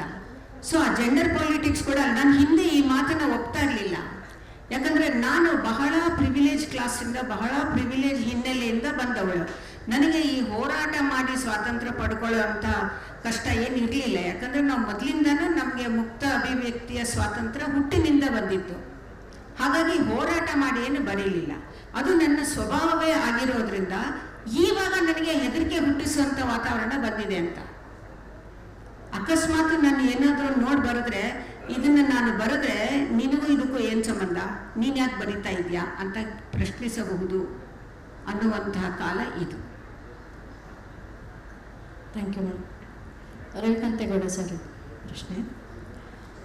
ನೀವು ಮಾತಾಡ್ತಾ ನೀವು ಹೇಳಿದ್ರಿ ಸರ್, ಅಸಹನೆ ಪ್ರಭುತ್ವದ ಒಟ್ಟಿಗೆನೇ ಇದೆ ಅಂತ. ಸೊ ಪ್ರಭುತ್ವವೇ ಅಸಹನೆಯನ್ನು ಪೋಷಿಸ್ತಾ ಇರುವಂಥ ಕಾಲಘಟ್ಟದಲ್ಲಿ ಆ ಪ್ರಭುತ್ವದ ಎದುರಿಗೆ, ಯಾಕೆಂದರೆ ಅಸಹನೆ ನಾವು ಮಾತಾಡ್ತಿದ್ದೀವಿ ಅಂತಂದರೆ ಅದು ಪ್ರಭುತ್ವದ ವಿರುದ್ಧನೇ ಅಂತಲೇ ನಾವು ಅಂದ್ಕೊಳ್ಬೋದು. ಈಗಿರೋ ಹೊತ್ತಿಗೆ ನಾವು ಮುಕ್ತವಾಗಿ ಅಭಿವ್ಯಕ್ತಿಸುವುದು ಸಾಧ್ಯವೇ, ಅಥವಾ ಈ ಅಭಿವ್ಯಕ್ತಿ ಸ್ವತಂತ್ರದ ಸವಾಲುಗಳೇನು, ಇಲ್ಲಿ ಏನಾದರೂ ಕಾವ್ಯದ ದಾತುಗಳು ಸೊರಗ್ತವ? ನಾನು ಈಗಾಗಲೇ ಇದನ್ನು ಬಹುಶಃ ನೀವು, ನಾನು ಪೊಲೀಸ್ನವನು, ಪ್ರಭುತ್ವದ ಭಾಗ ಆಗಿರೋದ್ರಿಂದ ನನಗೆ ಈ ಪ್ರಶ್ನೆ ಕೇಳಿರ್ಬೋದು. ಎರಡನೇದು, ಪ್ರತಿಭಾ ಮೇಡಮ್ಗೆ ನಾನು ಒಂದು ವಿಷಯ ಕೃತಜ್ಞತೆ ಹೇಳ್ತೇನೆ. ನಾನು ಇಂಜಿನಿಯರಿಂಗ್ ಕಾಲೇಜ್ ಡೇಸಲ್ಲಿ ಅವರ ಹುಡುಗಿಯರು ನಾವಿರುವುದೇ ಹೀಗೆ ಅಂತ ಹೇಳಿ ಪದ್ಯವನ್ನು ಓದಿ ನಮ್ಮ ತರಗತಿಯ ಹುಡುಗಿಯರ ಮೆಚ್ಚುಗೆ ಗಳಿಸಿದ್ದೆ. Thank you. ಬಹಳ ಗಂಭೀರವಾದ ಚರ್ಚೆ ಅಂತೇಳಿ ನಾನು ಇದನ್ನು ಹೇಳಬೇಕಾಯ್ತು. ಪ್ರಭುತ್ವ ಇದೆಯಲ್ಲ, ಅದು ಏನನ್ನ ಮಾಡೋದಕ್ಕೆ ಹೊರಟಿದೆ ಅನ್ನುವುದನ್ನ ಅವ್ರು ಹೇಳ್ತಾರೆ. ಅರಾಜಕತೆಯನ್ನ ನಾವು ನಿಲ್ಲಿಸೋದಕ್ಕೆ ಪ್ರಭುತ್ವ ಇರೋದು. ಪ್ರಭುತ್ವದ ಉದ್ದೇಶ ಏನಂದ್ರೆ ಅರಾಜಕತೆಯನ್ನ ಇಲ್ಲದೆ ಇರೋದಕ್ಕೆ. ಅದಕ್ಕೆ ನಮ್ಮಂತ ಪೊಲೀಸ್ನವರು, ಬೇರೆ ಬೇರೆ ಇದನ್ನ ಇನ್ಸ್ಟಿಟ್ಯೂಷನ್ಸ್ ಇದಾವೆ. ಇದರಿಂದ ಅಭಿವ್ಯಕ್ತಿ ಸ್ವಾತಂತ್ರ್ಯಕ್ಕೆ ಪ್ರಭುತ್ವ ಸಹಕಾರಿಯಾಗುತ್ತೆ ಅಂತ ನಿರೀಕ್ಷೆಯಲ್ಲಿ ಒಬ್ಬ ಕವಿ ಬರೆಯೋದಕ್ಕೆ ಆಗೋದಿಲ್ಲ. ಒಬ್ಬ ಕಾದಂಬರಿಕಾರ ಸೃಷ್ಟಿ ಮಾಡ್ತಕ್ಕಂಥವನು ಬರೆಯೋಕ್ಕಾಗಲ್ಲ. ನಾನು ಈಗಾಗಲೇ ಹೇಳಿದೆ, ಪ್ರಭುತ್ವ ಅನ್ನೋದು ಸ್ಥಾವರ. ಅದಕ್ಕೆ ಬದಲಾವಣೆ ಬೇಕು, ತನಗೆ ಬೇಕಾದ ಬದಲಾವಣೆ ಬೇಕು. ಆದರೆ ಅಭಿವ್ಯಕ್ತಿ ಅಂತಕ್ಕಂಥದ್ದು ಸೃಜನಶೀಲತೆಗೆ ಸಂಬಂಧಪಟ್ಟಿರೋದ್ರಿಂದ ಅದು ಜಂಗಮ. ಅದು ಬದಲಾಗ್ತಾ ಇರ್ತದೆ, ಸ್ಪಂದಿಸ್ತಾ ಇರ್ತದೆ. ಆ ಸ್ಪಂದನೆ ಅದಕ್ಕೆ ಜೀವ. ಹೀಗಾಗಿ ನಾವು ಅದನ್ನ ಯಾವಾಗಲೂ ಒಂದು ಪ್ರತಿಭಟನೆಯ ಧ್ವನಿಯನ್ನು ಇಟ್ಕೊಂಡೆ ಅಭಿವ್ಯಕ್ತಿ ಇರಬೇಕಾಗ್ತದೆ. ಆದರೆ ಅಭಿವ್ಯಕ್ತಿ ಆ ತನ್ನದೇ ಆದ ಜವಾಬ್ದಾರಿ ಒಳಗಡೆ ಕೆಲಸ ಮಾಡಬೇಕಾಗ್ತದೆ. That is very important. ನನಗೆ ಅಭಿವ್ಯಕ್ತಿಯನ್ನ ಬೇರೆ ಬೇರೆ ಕಾರಣಗಳಿಗೆ ಬೇರೆ ಬೇರೆ ದೇಶಗಳಲ್ಲಿ ಇವತ್ತು ಕೂಡ ಉಲ್ಲಂಘಿಸಲಾಗ್ತಾ ಇದೆ. ಅದು ಲೆಫ್ಟಿಸ್ಟ್ ಅಂತ ಹೇಳ್ತಕ್ಕಂಥ ಸರ್ಕಾರಗಳಲ್ಲೂ ಇದೇ ಸ್ಥಿತಿ ಇದೆ. ಯು ಟೇಕ್ ವೆನಿಜುವೆಲಾ, ಬೇರೆ ಬೇರೆ ದೇಶಗಳನ್ನು ನೀವು ನೋಡಿದ್ರೆ ಪ್ರಭುತ್ವ ಅಷ್ಟು ಸುಲಭಕ್ಕೆ ಅಭಿವ್ಯಕ್ತಿಯನ್ನ ಸುಲಭಕ್ಕೆ ಬಿಡೋಲ್ಲ. ನಾನು ಒಂದು ದೃಷ್ಟಾಂತದ ಮೂಲಕ ಇದನ್ನ ಶೇಕ್ಸ್ಪಿಯರ್ನ ಜೂಲಿಯಸ್ ಸೀಸರ್ ನಾಟಕ ನಾವು ನೋಡಿದ್ದೇವೆ. ಜೂಲಿಯಸ್ ಸೀಸರ್ ಕೊಲೆಯಾಗಿದ್ದಾನೆ. ಅಲ್ಲಿ ಆಂಟನಿ ಬಹಳ ಅದ್ಭುತವಾದ ಭಾಷಣವನ್ನು ಮಾಡಿ ಜನನ ಹುಚ್ಚೆಬ್ಬಿಸಿದ್ದಾನೆ. ಇಲ್ಲಿ ಕ್ಯಾಶಿಯಸ್ ಮತ್ತು ಬ್ರೂಟಸ್ಗೆ ಕವಿ ಮನಸ್ಸಿದೆ ಅಂತ ಸೂಚನೆಗಳಿದ್ದಾವೆ ನಾಟಕದ ಒಳಗಡೆ. ಮುಂದೆ ನಡೆಯಬೇಕಾದ ಯುದ್ಧ, ಅಲ್ಲಿ ಆಂಟನಿ ಹೆಣ ಇಟ್ಕೊಂಡು ರಾಜಕೀಯ ಮಾಡ್ತಾ ಇದ್ದಾನೆ. ನಾವೇನ್ ಮಾಡಬೇಕು ಚರ್ಚೆ ಮಾಡುವಾಗ ಒಬ್ಬ ಕವಿ ಅಲ್ಲಿಗೆ ಬರ್ತಾನೆ. ಯಾತಕ್ಕೆ ಬರ್ತಾನೆ ಕವಿ ಅಂತ ಹೇಳಿದ್ರೆ, ನಾನು ಬ್ರೂಟಸ್ ಮತ್ತು ಕ್ಯಾಶಿಯಸ್ಗೆ ಅಡ್ವೈಸ್ ಮಾಡ್ಬೋದು, ಅವರಿಗೆ ನಾನು ಹೇಳ್ಬೋದು. ಯಾಕಂದ್ರೆ ಬ್ರೂಟಸ್ ಅವನಿಗೆ ನನಗೆ ಬಹಳ ಗೊತ್ತಿದೆ, ಅವನ ಮನಸ್ಥಿತಿ ಗೊತ್ತಿದೆ ಅಂತೇಳಿ ಅವನು ಕಾವಲುಗಾರನ ಹತ್ರ ಬಂದು ಕೇಳ್ತಾನೆ. ಒಳಗಡೆ ಹೋಗ್ತೀನಿ, ಆ ಡೇರೆ ಒಳಗಡೆ ಹೋಗ್ತೀನಿ. ಚರ್ಚೆ ನಡೀತಾ ಇರುತ್ತೆ ಒಳಗಡೆ ನಡೀತಾ ಇರತಕ್ಕಂಥ ಚರ್ಚೆ ಅವನು ಗೊತ್ತಿಲ್ಲ. ಇವನು ಇವತ್ತು ಆ ಬ್ರೂಟಸ್ ಅಷ್ಟೇ ಅದೇ ಕವಿ ಮನಸ್ಸಿನ ಅಥವಾ ಈ ಜನಪರವಾದಂಥವನು ಆಗಿದ್ದಾನೆ ಅಂತ ತಿಳ್ಕೊಂಡು ಹೋಗ್ತಾನೆ. ಗಲಾಟೆಯನ್ನು ಕೇಳಿ ಕ್ಯಾಶಿಯಸ್ ಆಚೆ ಬಂದು ಏನು ಅಂತ ಕೇಳ್ತಾನೆ. ಈಗ ಒಬ್ಬ ಕವಿ ನಿಮಗೆ ಸಲಹೆ ಕೊಡುವುದಕ್ಕೆ ಬಂದಿದ್ದಾನೆ, ನಿಮಗೆ ಬುದ್ಧಿವಾದ ಹೇಳೋದಕ್ಕೆ ಬಂದಿದ್ದಾನೆ, ಯುದ್ಧ ಬೇಡ ಅಂತ ಹೇಳಕ್ ಬಂದಿದ್ದಾನೆ. ಇಲ್ಲಿ ಅಂತರ್ಯುದ್ಧ ಆದರೆ ಜನ ಸಾಯ್ತಾರೆ ಅನ್ನುವ ಇದಕ್ಕೆ ಹೇಳಕ್ ಬಂದಿದ್ದಾನೆ ಅಂತ. ಕ್ಯಾಶಿಯಸ್ ಬ್ರೂಟಸ್ನ ಎದುರುಗಡೆ ಹೇಳ್ತಾನೆ, ಒದ್ದು ಆಚೆ ಹಾಕೋಣಂತ. ಬ್ರೂಟಸ್ ಏನು ಮಾತನಾಡಲ್ಲ. ಇದು ಪ್ರಭುತ್ವ ಅಭಿವ್ಯಕ್ತಿಗೆ ಅಥವಾ ಸೃಜನಶೀಲತೆಗೆ ಕೊಡ್ತಕ್ಕಂತಹ ಒಂದು ಸ್ಥಾನಮಾನ. ಅದನ್ನ ಅರ್ಥ ಮಾಡ್ಕೊಂಡ್ರೆ ಕವಿಯಾಗಿ ಉಳಿತಾನೆ. ನಿಜಕ್ಕೂ ಒಂದು ನನಗೆ ಅದು ತೇಜಸ್ವಿ ಇದಕ್ಕೆ ಒಂದು ಕ್ಲಾಸಿಕಲ್ ಎಕ್ಸಾಂಪಲ್ ಅಂತ ಅನ್ಸುತ್ತೆ ನನಗೆ. ಇವೆಲ್ಲರಿಂದ ದೂರ ಉಳಿದು ತನ್ಪಾಡಕ್ಕೆ ತಾನು ಬರೋದು, ಕ್ಲಾಸಿಕಲ್ ಆದಂಥದ್ದು ಮತ್ತು ಜನಪ್ರಿಯವಾದಂಥದ್ದನ್ನು ಕೂಡ ಅವರು ಸೃಷ್ಟಿ ಮಾಡಿದ್ರು. ಜನಪ್ರಿಯ ಅಂದ್ರೆ ನಾನು ಬೇರೆ ಆರ ಅರ್ಥದಲ್ಲಿ ಹೇಳ್ತಾ ಇಲ್ಲ. ಇವತ್ತು ಕೂಡ ತೇಜಸ್ವಿಯವರನ್ನ ಒಪ್ಪುವಂತಹ ಯಂಗ್ಸ್ಟರ್ಸ್ ಬರೀ ಆ ಬರವಣಿಗೆಯ ಸರಳತೆ ಅಥವಾ ಆ ಥರದಕ್ಕೆ ಒಪ್ತಾರೆ ಅಂತ ನನಗೆ ನೆನೆಸಿಲ್ಲ. ಅವ್ರಿಗೆ ಗೊತ್ತಾಗ್ತಾ ಇದೆ, ಕರುವಾಲ ಓದುವಾಗ ಗೊತ್ತಾಗ್ತಾ ಇದೆ, ಚಿದಂಬರ ರಹಸ್ಯ ಓದುವಾಗ ಗೊತ್ತಾಗ್ತಾ ಇದೆ, ಅವರ ಕಥೆಗಳನ್ನ ಓದುವಾಗ ಗೊತ್ತಾಗ್ತಾ ಇದೆ, ಇಲ್ಲಿ ಸಮಥಿಂಗ್ ಇಸ್ ಹ್ಯಾಪನಿಂಗ್. ಈ ಅಸಹನೆ ಯುಗದಲ್ಲಿ ಹೊಸ ಕಾವ್ಯದ ಧಾತುಗಳಿಗೆ ನನ್ನ ಕಲೆಕ್ಟ್ ಮಾಡ್ಕೊಂಡು ನೋಡೋದಾದ್ರೆ, ನನ್ನ ವೈಯಕ್ತಿಕ ಅನುಭವಗಳನ್ನ ನೋಡೋದಾದ್ರೆ, ನಾನು ಕವಿತೆ ಬರೆಯೋಕೆ ಆರಂಭಿಸಿದ್ದೆ ದಲಿತ ಕಾವ್ಯದ ಮೂಲಕ. ಸಿದ್ಲಿಂಗಯ್ಯನವರ ಕವಿತೆ ಇರ್ಬೋದು, DSS ಕಟ್ಟಿಕೊಟ್ಟ ಭಾಷೆ ಇರ್ಬೋದು. ಅಂದ್ರೆ ಈ ಅಸಹನೆಯನ್ನ ಎದುರುಗೊಳ್ಳುವಾಗ ಒಂದು ಭಾಷೆ ಬರುತ್ತಲ್ಲ, ಸಿದ್ಲಿಂಗಯ್ಯನ್ ಅಂತ ಅವರು ಇಕ್ಕಿರ್ಲ ಓದಿರ್ಲ ಅಂತ ಹೇಳಿದ್ರೆ ಅದು ಸಿದ್ಲಿಂಗಯ್ಯನ ಭಾಷೆ ಅಲ್ಲ. ಅವರು ಯಾರು ಆ ಭಾಷೆನ ಬಳಸಿ ದಬ್ಬಾಳಿಕೆ ಮಾಡ್ತಿದ್ರೋ ಅವ್ರಿಗೆ ಆ ಭಾಷೆಯಲ್ಲಿ ಕೊಟ್ಟಂತಹ ಪೆಟ್ಟು. ಎನ್ ಕೆ ಹನುಮಂತಯ್ಯ ಇರ್ಬೋದು, ದೇವನೂರು ಇರ್ಬೋದು, ಮಾತಾಡ್ಬೇಕಾದ್ರೆ ಅವರ ಭಾಷೆಯಲ್ಲಿ ಅಂದ್ರೆ ದಲಿತ ಕಾವ್ಯ ದಲಿತತ್ವ ಮತ್ತೆ ಕಾವ್ಯನ ಬೇರೆ ಮಾಡಿ ನೋಡಕ್ಕಾಗಲ್ಲ ಅಂತ ನನ್ನ ಮಟ್ಟಿಗೆ ಅನ್ಸಿದೆ. ಯಾಕಂದ್ರೆ ಕಮು ಒಂದು ಕಡೆ ಹೇಳ್ತಾನೆ, ಯಾವುದು ಶೋಷಿತರ ಮೇಲಿನ ಭಾರವನ್ನ ಇಳಿಸುತ್ತೋ ಅದೇ ಕಲೆ ಅಂತ. ನಾನು ಹೇಳ್ತೀನಿ ಅದೇ ಸಾಹಿತ್ಯ. ಇವಾಗ ಒಬ್ಬ ಫ್ಯೂಡಲ್ ಜಾತಿಯಿಂದ ಬಂದವನು, ತುಂಬಾ ದೊಡ್ಡ ದೊಡ್ಡ ಎಲ್ಲ ಜಾತಿ ಕಾರಣಕ್ಕೆ ಎಷ್ಟೆಲ್ಲಾ ಸವಲತ್ತು ಪಡೆದವರು ಕೂಡ ನಮ್ಗೆ ಅಸಹನೆ ಬರ್ತಿದೆ ಅಂತ ತಿರುಗಿ ಬೀಳ್ತಾರೆ. ಅವ್ರು ಯಾರಿಗೆ ತಿರುಗಿ ಬೀಳ್ತಾರೆ ಅಂದ್ರೆ, ಯಾವ ಸಮುದಾಯಗಳಿಗೆ ಈವರೆಗೆ ಮಾತಾಡೋಕೆ ಅವಕಾಶನೇ ಕೊಟ್ಟಿಲ್ವೋ, ಯಾರನ್ನ ಎಲ್ಲಿ ಸೇರ್ಸನೇ ಆಗಿಲ್ವೋ, ಯಾರನ್ನ ಅವ್ರು ಹೊರಗಡೆ ಇಟ್ಟಿದ್ದಾರೋ ಅವ್ರ ಮೇಲೆ ಇವರು ನಮ್ಮ ವಿರುದ್ಧ ಅಸಹನೆ ತೋರಿಸ್ತಿದ್ದಾರೆ ಅಂತ ತಿರುಗಿ ಬೀಳುವಂತ ವ್ಯವಸ್ಥೆ ಇವತ್ತು ನಡೀತಾ ಇದೆ. ನಾನು ಕವಿತೆ ಬರಬೇಕಾದ್ರೆ ಅಸಹನೆ ಕಾರಣಕ್ಕೆ ಇವಾಗ ಒಬ್ಬ ದಲಿತ ಒಳ್ಳೆ ಬಟ್ಟೆ ಹಾಕೊಂಡ್ರೆ ಅದು ಜನ ಸಮುದಾಯಗಳೇ ಅಸಹನೆಗೆ ಕಾರಣ ಆಗುತ್ತೆ. ಒಬ್ಬ ದಲಿತ ಮಾತಾಡ್ತಾನೆ ಅನ್ನೋದು, ಅವನು ಬರಿತಾನೆ ಅನ್ನೋದೇ ಅವರ ಅಸಹನೆಗೆ ಕಾರಣ ಆಗುತ್ತೆ. ಅವಾಗ ನನ್ನ ಭಾಷೆ ಏನಾಗುತ್ತೆ? ನಾನು ಹೇಗೆ ಉತ್ತರ ಕೊಡಬೇಕು? ನಾನು ಬರೆಯೋಕೆ ಶುರು ಮಾಡಿದೆ, ಪ್ರತಿಷ್ಠೆಯ ರೋಗ ಹತ್ತಿಸಿಕೊಂಡ ನಿಮ್ಮ ದೌಲತ್ತಿನ ದೊರೆಗಳೆದುರು ನಾನು ನಳು ಬಗ್ಸಲ್ಲ ಅಂತ ಬರೀತೀನಿ. ಇದು ಯಾಕೆ ಬರುತ್ತೆ ಅಂದ್ರೆ, ನನ್ನ ಯಾವುದೇ ಬದುಕಿನ ಅನುಭವಗಳು ನಿಮ್ಮಷ್ಟು ಕೋಮಲವಾಗಿಲ್ಲ. ನಾವು ಪ್ರತಿ ಹಂತವನ್ನ ಹೋರಾಟ ಮಾಡ್ತಲೇ ನಮ್ಮ ಹಿಟ್ಟನ್ನ ಹುಟ್ಟಿಸ್ಕೊಬೇಕಾಗುತ್ತೆ, ನಮ್ಮ ಬದುಕನ್ನ ನಾವು ನಡೆಸಬೇಕಾಗುತ್ತೆ. ಹಾಗಾಗಿ ನಮ್ಮ ಭಾಷೆಗೆ ಬರುವಂತ ಒಂದು ಒರಟುತನ ಇರುತ್ತಲ್ಲ, ಅದು ನಿಮ್ಮ ಜಾತಿ ಅಹಂಕಾರಗಳಿಂದ, ನಿಮ್ಮ ಫ್ಯೂಡಲ್ ಮನಸ್ಥಿತಿಗಳ ಅಹಂಕಾರದಿಂದ ಬಂದಂತ ಭಾಷೆಗೆ ಸಮೀಕರಿಸೋಕೆ ಆಗಲ್ಲ, ಮಾಡಬಾರ್ದು ಕೂಡ. ಮತ್ತೆ ಇವಾಗ ನಾವು ಅಸಹನೆ ಬಗ್ಗೆ ಮಾತಾಡ್ತಾನೆ ಈವರೆಗಿನ ಸಾಹಿತ್ಯ ಅಂದ್ರೆ, ನೀವು ದಲಿತ ಸಾಹಿತ್ಯನ ನೋಡ್ಬೇಕಾದ್ರೆ ಆವರೆಗೆ ಯಾವುದನ್ನ ಇದು ಸಾಹಿತ್ಯನೇ ಅಲ್ಲ, ಇದು ಕಾವ್ಯನೇ ಅಲ್ಲ ಅಂತ ಹೇಳೋಕ್ಕಾಗ್ತಿತ್ತು. ಅಂದ್ರೆ ನವ್ಯ ಇರ್ಬೋದು, ನವೋದಯ ಇರ್ಬೋದು, ಈ ಸಾಹಿತ್ಯ ಎಲ್ಲ ಏನಂದ್ರೆ ತುಂಬಾ ಅರಮನೆಯಲ್ಲಿ ಕೂತು ಕಾವ್ಯ ಬರೆಯೋರಿಗೆ ಅಂತ ನಮ್ಮ ಲಂಕೇಶ್ ಹೇಳ್ತಾರೆ. ಹಾಗೆ ನನಗೆ ಸಾಹಿತ್ಯ ಅನ್ನೋದು ವೈಯಕ್ತಿಕವಾಗಿ, ಆ ಸಾಹಿತ್ಯ ಎಷ್ಟು ವರ್ಷ ಬದುಕ್ತು, ಎಷ್ಟು ಶತಮಾನ ಬದುಕ್ತು, ಹೇಗೆ ಬದುಕ್ತು, ಇದು ಮುಖ್ಯ ಆಗಲ್ಲ.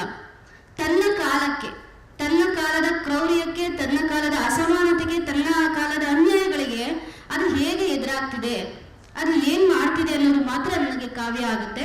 ಹಂಗಾಗಿನೇ ನನಗೆ ಕಾವ್ಯ ಅನ್ನೋದು ತಿಂದು ಕೊಬ್ಬಿದವರ ಇದರಲ್ಲಿ ಬರುತ್ತಲ್ಲ, ಅದು ಆಗಿರಲ್ಲ. ಸೊ ಇತ್ತೀಚೆಗೆ ಹೆಂಗಾಗ್ಬಿಟ್ಟಿದೆ ಅಂದ್ರೆ, ತುಂಬಾ ಕಾಲದವರೆಗೆ ಇವಾಗ ಸಿದ್ಲಿಂಗಯ್ಯ ಬರಿಬೇಕಾದ್ರೆ, ಆ ಎಲ್ಲ ಬರಿಬೇಕಾದ್ರೆ ಅಸಹನೆ ಇತ್ತು, ಆದ್ರೆ ಅದು ಬೇರೆ ರೀತಿ ಬರ್ತಿತ್ತು. ಈಗ ಹೊಸ ಕಾಲಘಟ್ಟದ ಸಮಸ್ಯೆ ಏನು ಅಂದ್ರೆ, ನಾನು ಒಂದಷ್ಟು ಕಾಲ ಸಾಹಿತ್ಯದ ಒಡನಾಟದಲ್ಲಿ ಕೆಲಸ ಮಾಡಿದ್ರಿಂದ ಒಂದು 5 ವರ್ಷ ನಾನು ಕಂಡುಕೊಂಡಿದ್ದೇನೆಂದ್ರೆ, ಈ ಮನುವಾದ ಅಥವಾ ಮೂಲಭೂತವಾದ ಅಥವಾ ಈ ಅಸಮಾನತೆಯನ್ನು ಪ್ರತಿಪಾದಿಸುವಂತ ವಾದಗಳು ಸೃಜನಶೀಲತೆ ಹೆಸರಲ್ಲಿ ಕಾವ್ಯದಲ್ಲಿ ತೊಡಸ್ಕೊಂಡಿದ್ದಾವೆ, ಕಾವ್ಯ ಕ್ಷೇತ್ರದಲ್ಲಿ ತೊಡಸ್ಕೊಂತಾ ಇದ್ದಾರೆ. ಅವರು ಕವಿತೆ ಬರೆಯೋದು ಹೆಂಗೆ ಅಂತ ಶಿಬಿರಗಳನ್ನ ಮಾಡ್ತಾರೆ.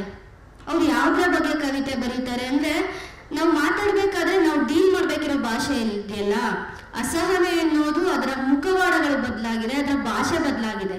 ಇವಾಗ ಅಸಮಾನತೆ ಮಾತಾಡೋರು ಏನ್ರಿ ನೀವಂತ ಮುಂದೆ ಬಂದು ಯಾರು ಮಾತಾಡಲ್ಲ, ತುಂಬಾ ನವಿರಾಗಿ ಅನ್ಯಾಯಗಳನ್ನ ಸಮರ್ಥಿಸಿಕೊಳ್ಳುವಂತ. ಇವಾಗ ನಾನು ಕವಿತೆ ಬರೆಯೋ ಕಾಲಘಟ್ಟಕ್ಕೇನೆ ಅನ್ಯಾಯನ ಪ್ರಶ್ನಿಸ್ತೀವೋ, ನಮ್ಗಾದ ನೋವನ್ನು, ಇವಾಗ ದಲಿತ ಕಾವ್ಯ ಅಥವಾ ಯಾವುದೇ ಕಾವ್ಯ ತಗೊಳ್ಳಿ, ಅದು ಕಟ್ಟೋದಲ್ಲ, ಅದು ಒಳಗಡೆಯಿಂದ ಹುಟ್ಟುತ್ತೆ. ಮೊನ್ನೆ ಜನ ತೇಜಶ್ರೀ ಒಂದು ಕಾರ್ಯಕ್ರಮದಲ್ಲಿ ಹೇಳಿದ್ರು, ಆ ಮಾತು ನನಗೆ ಪದೇ ಪದೇ ನೆನಪಾಗ್ತಿದೆ. ಅಂದ್ರೆ ಆತ್ಮವಂಚನೆ ಈ ಕಾಲದಲ್ಲಿ ತುಂಬಾ ಸ್ಕಿಲ್ಫುಲ್ ಆಗಿ ಕವಿತೆ ಬರೆಯೋದು ಬಹಳ ಈಸಿ. ಹೊಸದಾಗಿ ಸೃಜನಶೀಲತೆ ಹೆಸರಲ್ಲಿ ಶಿಬಿರಗಳಲ್ಲಿ ಕಲಿತು ಅಥವಾ ನಾನು ಇಷ್ಟು ಅದ್ಭುತವಾಗಿ ಬರೀತಿದ್ದೀನಿ ಅಂತ ಕವಿತೆ ಕಟ್ಟೋದು, ಪದಗಳನ್ನ ಹೆಕ್ಕಿ ತಂದು ಕವಿತೆ ಕಟ್ಟೋದು ಬಹಳ ಈಸಿ. ಬಟ್ ಒಂದು ಆತ್ಮ ಸಾಕ್ಷಿ ಅನ್ನೋದಿರುತ್ತಲ್ಲ, ಅದನ್ನ ಇಟ್ಕೊಂಡು ತಾನು ಅನುಭವಿಸೋದನ್ನ ಸಮಾಜ, ಇವಾಗ ನಾನು ಎಕ್ಸ್ಪೆಕ್ಟ್ ಮಾಡೋದು ಯಾರೋ ಏನು ಸಾಹಿತ್ಯದ ಚೌಕಟ್ಟಿಗೆ ಒಳಪಡೆದವ್ರು ಯಾರೋ ತುಂಬಾ ಸೂಕ್ಷ್ಮವಾಗಿ ವರ್ತಿಸ್ತೆ ಅಂತ ನಾನು ಹೇಳಲ್ಲ. ಅವರು ತುಂಬಾ ವರ್ಷಗಳ ಕಾಲ ಸಾಹಿತ್ಯ ಕ್ಷೇತ್ರದಲ್ಲಿ ಇರ್ತಾರೆ, ಸೃಜನಶೀಲ ಕ್ಷೇತ್ರದಲ್ಲಿ ಇರ್ತಾರೆ, ಎಲ್ಲರ ಒಡನಾಟದಲ್ಲಿ ಇರ್ತಾರೆ. ಅದೆಲ್ಲಾನು ಓದಿ ಅದೆಲ್ಲದರ ಒಡನಾಟದಲ್ಲಿದ್ದು ಅವ್ರಿಗೆ ಸಾಮಾಜಿಕ ನ್ಯಾಯ ಅನ್ನೋದು ದೌರ್ಜನ್ಯದ ತರ ಕಾಣಕ್ ಶುರುವಾದ್ರೆ ಅವರ ಓದು, ಅವರ ತಿಳುವಳಿಕೆ, ಅವರ ಕಣ್ಣೋಟ, ಅವರ ಸಾಹಿತ್ಯ ಏನ್ ಕಟ್ಟಿಕೊಟ್ಟಿದೆ ಸಮಾಜಕ್ಕೆ? ನಾವು ಎಕ್ಸ್ಪೆಕ್ಟ್ ಮಾಡೋದೇನು? ಕವಿತೆ ಅನ್ನೋದು, ಸಾಹಿತ್ಯ ಅನ್ನೋದು ನಮ್ಮೊಳಗೆ ಒಂದು ಸೂಕ್ಷ್ಮ ಕಣ್ಣೋಟವನ್ನ ಕಟ್ಕೊಡುತ್ತೆ ಅಂತ, ಬೇರೆಯವರು ಗ್ರಹಿಸೋಕ್ಕಾಗದಿರೋಷ್ಟನ್ನ ಅವರು ಗ್ರಹಿಸ್ತಾರೆ ಅಂತ. ಅಷ್ಟೆಲ್ಲ ಆದ್ಮೇಲೆ ಈಗ ಸಾಹಿತ್ಯ ಕ್ಷೇತ್ರದಲ್ಲಿ ಯಾವ ತರ ಗುಂಪುಗಾರಿಕೆ ನಡೆಯುತ್ತೆ ಅಂದ್ರೆ, ನಮ್ಮಂತವ್ರು ಅಥವಾ ನಮ್ಮಂತ ಹಿನ್ನೆಲೆಯಿಂದ ಬಂದವರು ಹೋಗ್ಬಿಟ್ಟು ನಮ್ಗೆ ಅವಕಾಶ ಕೊಡ್ರಿ ಅಂತ ಕೇಳಕ್ಕಾಗಲ್ಲ, ನಮ್ಗೆ ಯಾಕೆ ಕರೆದಿಲ್ಲ ಅಂತಲೂ ಕೇಳಕ್ಕಾಗಲ್ಲ. ಬಟ್ ಶತಮಾನಗಳಿಂದ ಜಾತಿ ಸವಲತ್ತುಗಳನ್ನ ಮುಂದಕ್ಕೊಬ್ದವರು ಹೋಗಿ ನೇರ ಕೇಳ್ತಾರೆ, ನನ್ನ ಯಾಕೋ ಕರೆದಿಲ್ಲ, ನಾನು ಬರ್ತೀನಿ, ನಾನು ಮಾಡ್ಕೊಡ್ತೀನಿ ಅಂತ. ಹಂಗೇಳಿ ಯಾರೋ ಅವ್ರು ಮಾಡಿದ ತಪ್ಪನ್ನ ಇಲ್ಲ ಇಲ್ಲಿ ಮಹಿಳಾ ಪ್ರತಿನಿಧಿಯನೋ ಅಥವಾ ದಲಿತ ಪ್ರತಿನಿಧಿಯನೋ ಇಲ್ಲ ಅಂತ ಕೇಳಿದಾಗ ನಾವು ಸಾಮಾಜಿಕ ನ್ಯಾಯವನ್ನೇ ಲೆಕ್ಕಕ್ಕಿಟ್ಟಿಲ್ಲ, ನಮಗೆ ಪ್ರತಿಭೆ ಅಷ್ಟೇ ಮುಖ್ಯ ಅಂತಾರೆ. ಆ ಪ್ರತಿಭೆ ಹೇಗೆ ಬರುತ್ತೆ?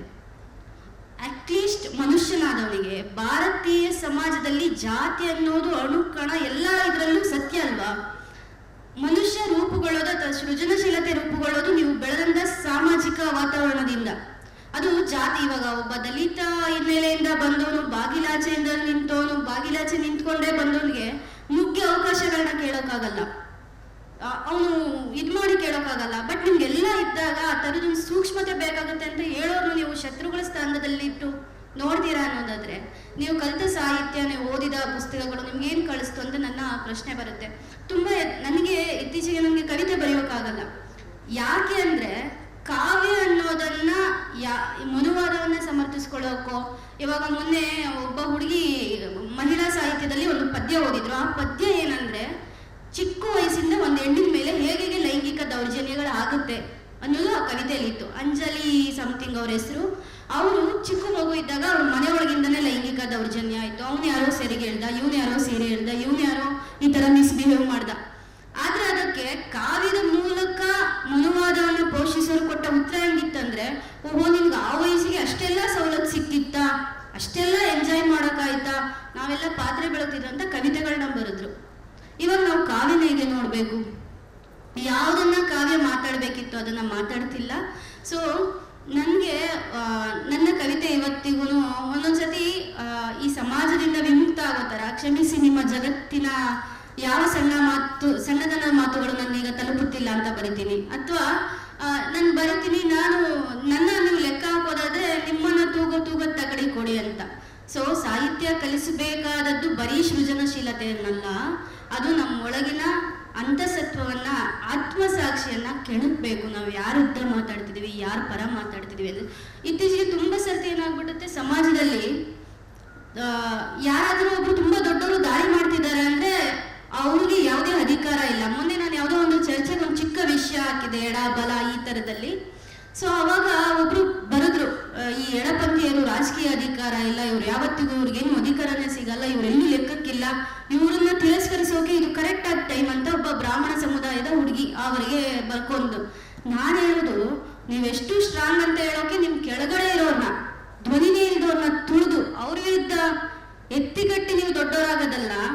ಯಾರಿಗೆಲ್ಲ ಅವಕಾಶ ಇದೆ ಅಂದ್ರೆ, ಅಸಹಾಯಕರ ಮೇಲೆ ದಾಳಿ ಮಾಡಿ ನೀವು ಯಾರು ದೊಡ್ಡವರಾಗಲ್ಲ, ಧ್ವನಿ ಇಲ್ದವ್ರ ಮೇಲೆ ದಾಳಿ ಮಾಡಿ ನೀವು ಯಾರು ದೊಡ್ಡವರಾಗಲ್ಲ. ನಾವು ಹೋರಾಟ ಮಾಡ್ಬೇಕಿರೋದು ಯಾರ ಮೇಲೆ? ಅಧಿಕಾರ ಸ್ಥಾನದಲ್ಲಿ ಕೂತ್ಕೊಂಡವ್ರ ಮೇಲೆ. ಹೊಸ ಒಂದು ಏನಾಯ್ತು, ಈಗ 5 ವರ್ಷದಿಂದ ಈಚೆಗೆ ಒಂದು ಹೊಸ ಕಾವ್ಯದ ತಂಡ ಸೃಷ್ಟಿ ಅದು. ನಾನು ಬುಕ್ರಮದಲ್ಲಿ ಒಂದು 5 ವರ್ಷ ಕೆಲಸ ಮಾಡಿದ್ರಿಂದ ಇದನ್ನೆಲ್ಲ ಭಾಳ ಹತ್ರದಿಂದ ನೋಡಿದ್ರಿಂದ ಹೇಳ್ತಾ ಇದ್ದೀನಿ. ಅವರು ನಮಗೆ ರಾಜಕೀಯ ಮುಖ್ಯ ಅಲ್ಲ, ಸಾಹಿತ್ಯದಲ್ಲಿ ರಾಜಕೀಯ ತರಬೇಡಿ ಅಂತ ಅಂದ್ರು. ಸರಿ ಅಪ್ಪ, ನೀವು ಹಾಕೋ ಚಟ್ಟಿ ಬೆಲೆಯಲ್ಲಿ ನಿರ್ಧಾರ ಆಗುತ್ತೆ, ನೀವು ಬರೆಯೋ ಪೆನ್ ಬೆಲೆಯಲ್ಲಿ ನಿರ್ಧಾರ ಆಗುತ್ತೆ. ರಾಜಕೀಯ ನೀವು ಬೇಡ ಅಂತ ನೀವು ಏನನ್ನು ಬರೀತೀರಾ? ಸಮಾಜದಿಂದ ವಿಮುಕ್ತರಾಗಿ ನಿಮ್ಮ ಸುತ್ತಮುತ್ತಲಿನ ಯಾವುದೂ ನಿಮ್ಮನ್ನು ತಟ್ಟುತ್ತಾ ಇಲ್ಲ ಅಂದ್ಬಿಟ್ಟು ನೀವು ಸುಕೋಮಲವಾಗಿ ತುಂಬಾ ಅದ್ಭುತವಾದ ಪದಗಳನ್ನ ಬರೆದು ಪ್ರಶಸ್ತಿ ಮೇಲೆ ಪ್ರಶಸ್ತಿ ತಗೊಂಡ್ರೆ ಅದು ಸಾಹಿತ್ಯ ಮಾಡ್ಬೇಕಾಗಿರೋ ಕೆಲಸನ?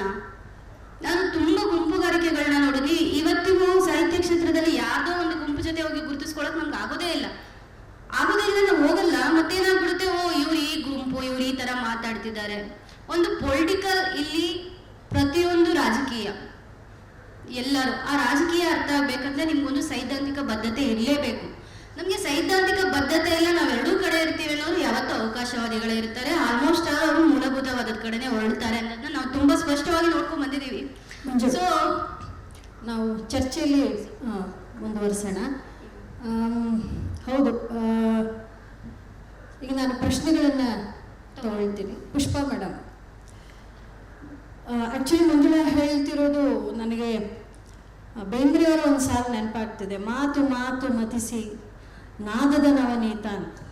ನಾವು ನಾದಿಸೋದಕ್ಕೆ ಅವಕಾಶನೇ ಕೊಡೋದಿಲ್ಲ, ಮತಿಸೋದಕ್ಕಂತೂ ನಮಗೆ ಟೈಮೇ ಇಲ್ಲ. ಹೀಗಿರೋ ಹೊತ್ತಲ್ಲಿ ಮತ್ತು ಇವತ್ತು ಸಾಮಾಜಿಕ ಮಾಧ್ಯಮಗಳು ಕೂಡ ಜನಾಭಿಪ್ರಾಯವನ್ನು ತುಂಬ ವೇಗವಾಗಿ ರೂಪಿಸ್ತಾ ಇರುವಂಥ ಕಾಲಘಟ್ಟ. ಇಲ್ಲಿ ಜವಾಬ್ದಾರಿ, ದ್ವೇಷ, ಅಸಹನೆ, ಕ್ರಾಂತಿ, ಪ್ರತಿಭಟನೆ, ಪ್ರತಿರೋಧ ಎಲ್ಲ ಅಲ್ಲೇ ಹುಟ್ಟಿ ಆ ಕ್ಷಣಕ್ಕೆ ನಾವು ಎಮೋಜಿಗಳನ್ನು ಕೊಡುವ ರೀತಿಯಲ್ಲಿ ಅವು ಬದಲಾಗ್ತಾ ಇರ್ತವೆ. ಸೊ ಹೀಗಿರುವಾಗ ಒಬ್ಬ ಕವಿ ಆತನ ಅಸಹನೆಯನ್ನು, ಕ್ರಿಯಾಶೀಲತೆಯನ್ನು, ಸೃಜನಶೀಲತೆಯನ್ನು ಎದೆಯೊಳಗಡೆ ಇಟ್ಟುಕೊಂಡು ಸಾವಧಾನವಾಗಿ ಅದನ್ನು ಹರಳುಗಟ್ಟಿಸಿ ಕವಿತೆ ಬರಿಬೇಕಾಗಿತ್ತು. ಈ ಕಾಲಘಟ್ಟದಲ್ಲಿ ಆ ಬರವಣಿಗೆಯ ಸಾಧ್ಯ ಇಲ್ಲದೇ ಈ ದಾತುಗಳು ದಾರಿ ತಪ್ತಾ ಇದೆಯಾ, ಅಥವಾ ತುಂಬ ಸುದೀರ್ಘವಾಗಿ ನೀವು ಕಾವ್ಯದ ಪಯಣವನ್ನು ಮಾಡಿರುವಂಥವ್ರು. ಸೊ ಈ ಚಲನೆಯ ಬಗ್ಗೆ ಏನಾದರೂ ಮಾತಾಡ್ಬೋದಾ? ಇದು ಎಲ್ಲರಿಗೂ ಹಾಕುವಂತಹ ಪ್ರಶ್ನೆನೇ ಅಂತ ಅಂದ್ಕೊಂಡಿದ್ದೀನಿ. ಯಾಕಂದರೆ ಇವತ್ತು ಸಾಮಾಜಿಕ ಮಾಧ್ಯಮಗಳು ಬಹಳ ಚುರುಕಾಗಿ ಕಾರ್ಯನಿರ್ವಹಿಸ್ತಿರುವಂತಹ ಕಾಲ. ಬಹಳ ಬೇಗ ಕವಿತೆಗಳು ಹಸಿ ಬಿಸಿಯಾಗಿ ಹುಟ್ಟಿ ಅಷ್ಟೇ ಬೇಗ ಜೀವ ಕಳ್ಕೊಳ್ತಾ ಇರುವಂತಹ ಕಾಲ. ಕಾಯುವ ತಾಳ್ಮೆ ಯಾರಿಗೂ ಇಲ್ಲ. ಇಂತಹ ಸಂದರ್ಭದಲ್ಲಿ ಒಂದು ಕವಿತೆ ಹೇಗೆ ಹುಟ್ಟಬೇಕು ಮತ್ತು ಹೇಗೆ ಬೆಳಿಬೇಕು ಅಂತೇಳಿ ಪ್ರತಿಯೊಬ್ಬ ಕವಿಗೂ ನಾನು ಹೇಳೋದಾದರೆ ಒಂದು ಹಿನ್ನೆಲೆ ಇರುತ್ತೆ, ಒಂದು ಸಾಮಾಜಿಕ ಒಂದು ಬ್ಯಾಕ್ಗ್ರೌಂಡ್ ಇರುತ್ತೆ, ಒಂದು ಆರ್ಥಿಕ ಇದಿರುತ್ತೆ, ಒಂದು ಉದ್ಯೋಗ ಇರುತ್ತೆ. ಇವೆಲ್ಲವೂ ಕೂಡ ಒಬ್ಬ ಕವಿಯನ್ನು ರೂಪಿಸ್ತಾ ಇರುತ್ತೆ. ಈ ಹಿನ್ನೆಲೆಯಲ್ಲಿ ಬರೆದಂತಹ ಕವಿತೆಗಳು ಸಹಜವಾಗಿಯೇ ಆ ಕವಿನ ರೆಪ್ರೆಸೆಂಟ್ ಮಾಡುತ್ತೆ ಅಂತೇಳಿ ನಾನು ಭಾವಿಸಿದ್ದೀನಿ. ನಾನು ಕವಿತೆಗಳು ಬರೆಯುವಂತಹ ಕಾಲದಲ್ಲಿ ನನಗೆ ಇಷ್ಟವಾದದ್ದನ್ನು ಆರಂಭ ಘಟ್ಟದಲ್ಲಿ ನನಗೆ ವಚನಕಾರರು ತುಂಬ ಇಷ್ಟ, ನನಗೆ ಈ ಥರದ್ದೆಲ್ಲ ತುಂಬ ಇಟ್ಕೊಂಡು ಬರೀತಾ ಹೋದೆ. ಈಗೀಗ ನಾನು ಬರೆಯೋಕೆ ಹೋದಾಗ ಅನಿಸೋದು ನನಗೆ ಇನ್ನು ಎಷ್ಟು ವರ್ಷಗಳ ಕಾಲ ಇದನ್ನೇನು ಬರ್ಕೊಂಡಿರೋಕ್ಕಾಗತ್ತೆ. ಕಾಲ ಬದಲಾಗಿದೆ, ಸವಾಲುಗಳು ಬದಲಾಗಿದೆ. ನಮ್ಮ ಒಂದು ಯಂಗರ್ ಜನ್ರೇಷನ್ ಎತ್ತುವಂತಹ ಪ್ರಶ್ನೆಗಳನ್ನು ನೋಡಿದರೆ, ನಮ್ಮ ಮನೆಯಲ್ಲಿರುವ ನನ್ನ ಮಕ್ಕಳೇ ಎತ್ತುವಂತಹ ಪ್ರಶ್ನೆಗಳನ್ನು ನೋಡಿದರೆ ಅವಕ್ಕೆ ಉತ್ತರ ಕೊಡೋಕ್ಕಾಗಲ್ಲ ನಾನು. ಹಾಗಾಗಿ ಇವತ್ತಿನ ಕಾವ್ಯ ಹೇಗಿರಬೇಕು? ಜೋಹ್ರಾನ್ ಮಮ್ದಾನಿ ಮನೆ ಆಯ್ಕೆ ಆದರೂ ನೀವು ನೋಡಿದ್ರೆ ಭಾಳ ಖುಷಿ ಆಗುತ್ತೆ. ಒಂದೆಲ್ಲ ಯೂಟ್ಯೂಬ್ಸು ನೋಡ್ತಿರ್ತೀನಿ. ಇವತ್ತು ಕಾವ್ಯ ಕೂಡ ಹಾಗೇನೇ ತುಂಬ ಕ್ರಿಯಾಶೀಲವಾಗಿರಬೇಕು, ಜೀವಂತವಾಗಿರಬೇಕು. ಸದ್ಯದ ಕಾಲವನ್ನು ಅದು ಪ್ರೆಸೆಂಟ್ ಮಾಡಲೇಬೇಕು. ಅದು ಹೇಗಿದೆಯೋ, ಅದು ಭ್ರಷ್ಟವಾಗಿದೆಯೋ, ಇನ್ನೊಂದಾಗಿದೆಯೋ, ಜೀವ ಇಲ್ವೋ ಅಥವಾ ಜೀವ ಇದೆಯೋ, ಅದೆಲ್ಲವನ್ನು ಒಂದು ಕಾವ್ಯ ಕಟ್ಕೊಡ್ಬೇಕಾಗತ್ತೆ. ಮತ್ತು ಎಲ್ಲ ಮಾಧ್ಯಮಗಳು, ಕಲಾ ಮಾಧ್ಯಮಗಳು ಇವತ್ತು ಏನಾಗಿದೆ, ತಮ್ಮ ಮೂಲ ರೂಪಗಳನ್ನು ಕಳ್ಕೊಳ್ತಾ ಇದೆ. ಒಂದು ನಾಟಕ ಹೀಗೆ ಇರಬೇಕು, ಒಂದು ಕವಿತೆ ಹೀಗೆ ಇರಬೇಕು, ಹೀಗೆ ಆ್ಯಕ್ಟ್ ಮಾಡಬೇಕು, ಒಂದು ನಾಟಕವನ್ನು ಸ್ಕ್ರಿಪ್ಟ್ ಇಂದನೇನೋ ಅಭಿನಯಿಸೋದಕ್ಕೆ ಸಾಧ್ಯ ಅನ್ನೋದನ್ನು ನಮ್ಮ ನಟರುಗಳು ಭಾಳಷ್ಟು ಕಾಲ ಚದುರಂಗರ ನಾಟಕಗಳನ್ನೆಲ್ಲ ನೀವು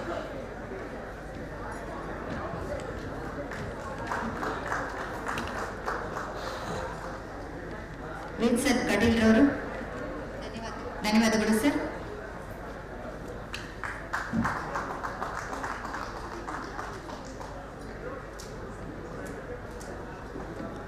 ಪ್ರತಿಭಾ ನಂದಕುಮಾರ್ ಅವರಿಗೆ ಧನ್ಯವಾದಗಳು ಮೇಡಮ್.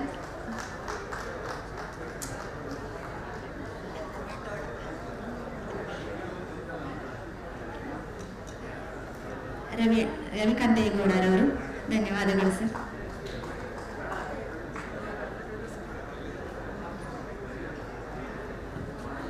ಮಂಜುಳಾ ಉಲ್ಕುಂಟೆಯವರು. ಧನ್ಯವಾದಗಳು ಮೇಡಮ್.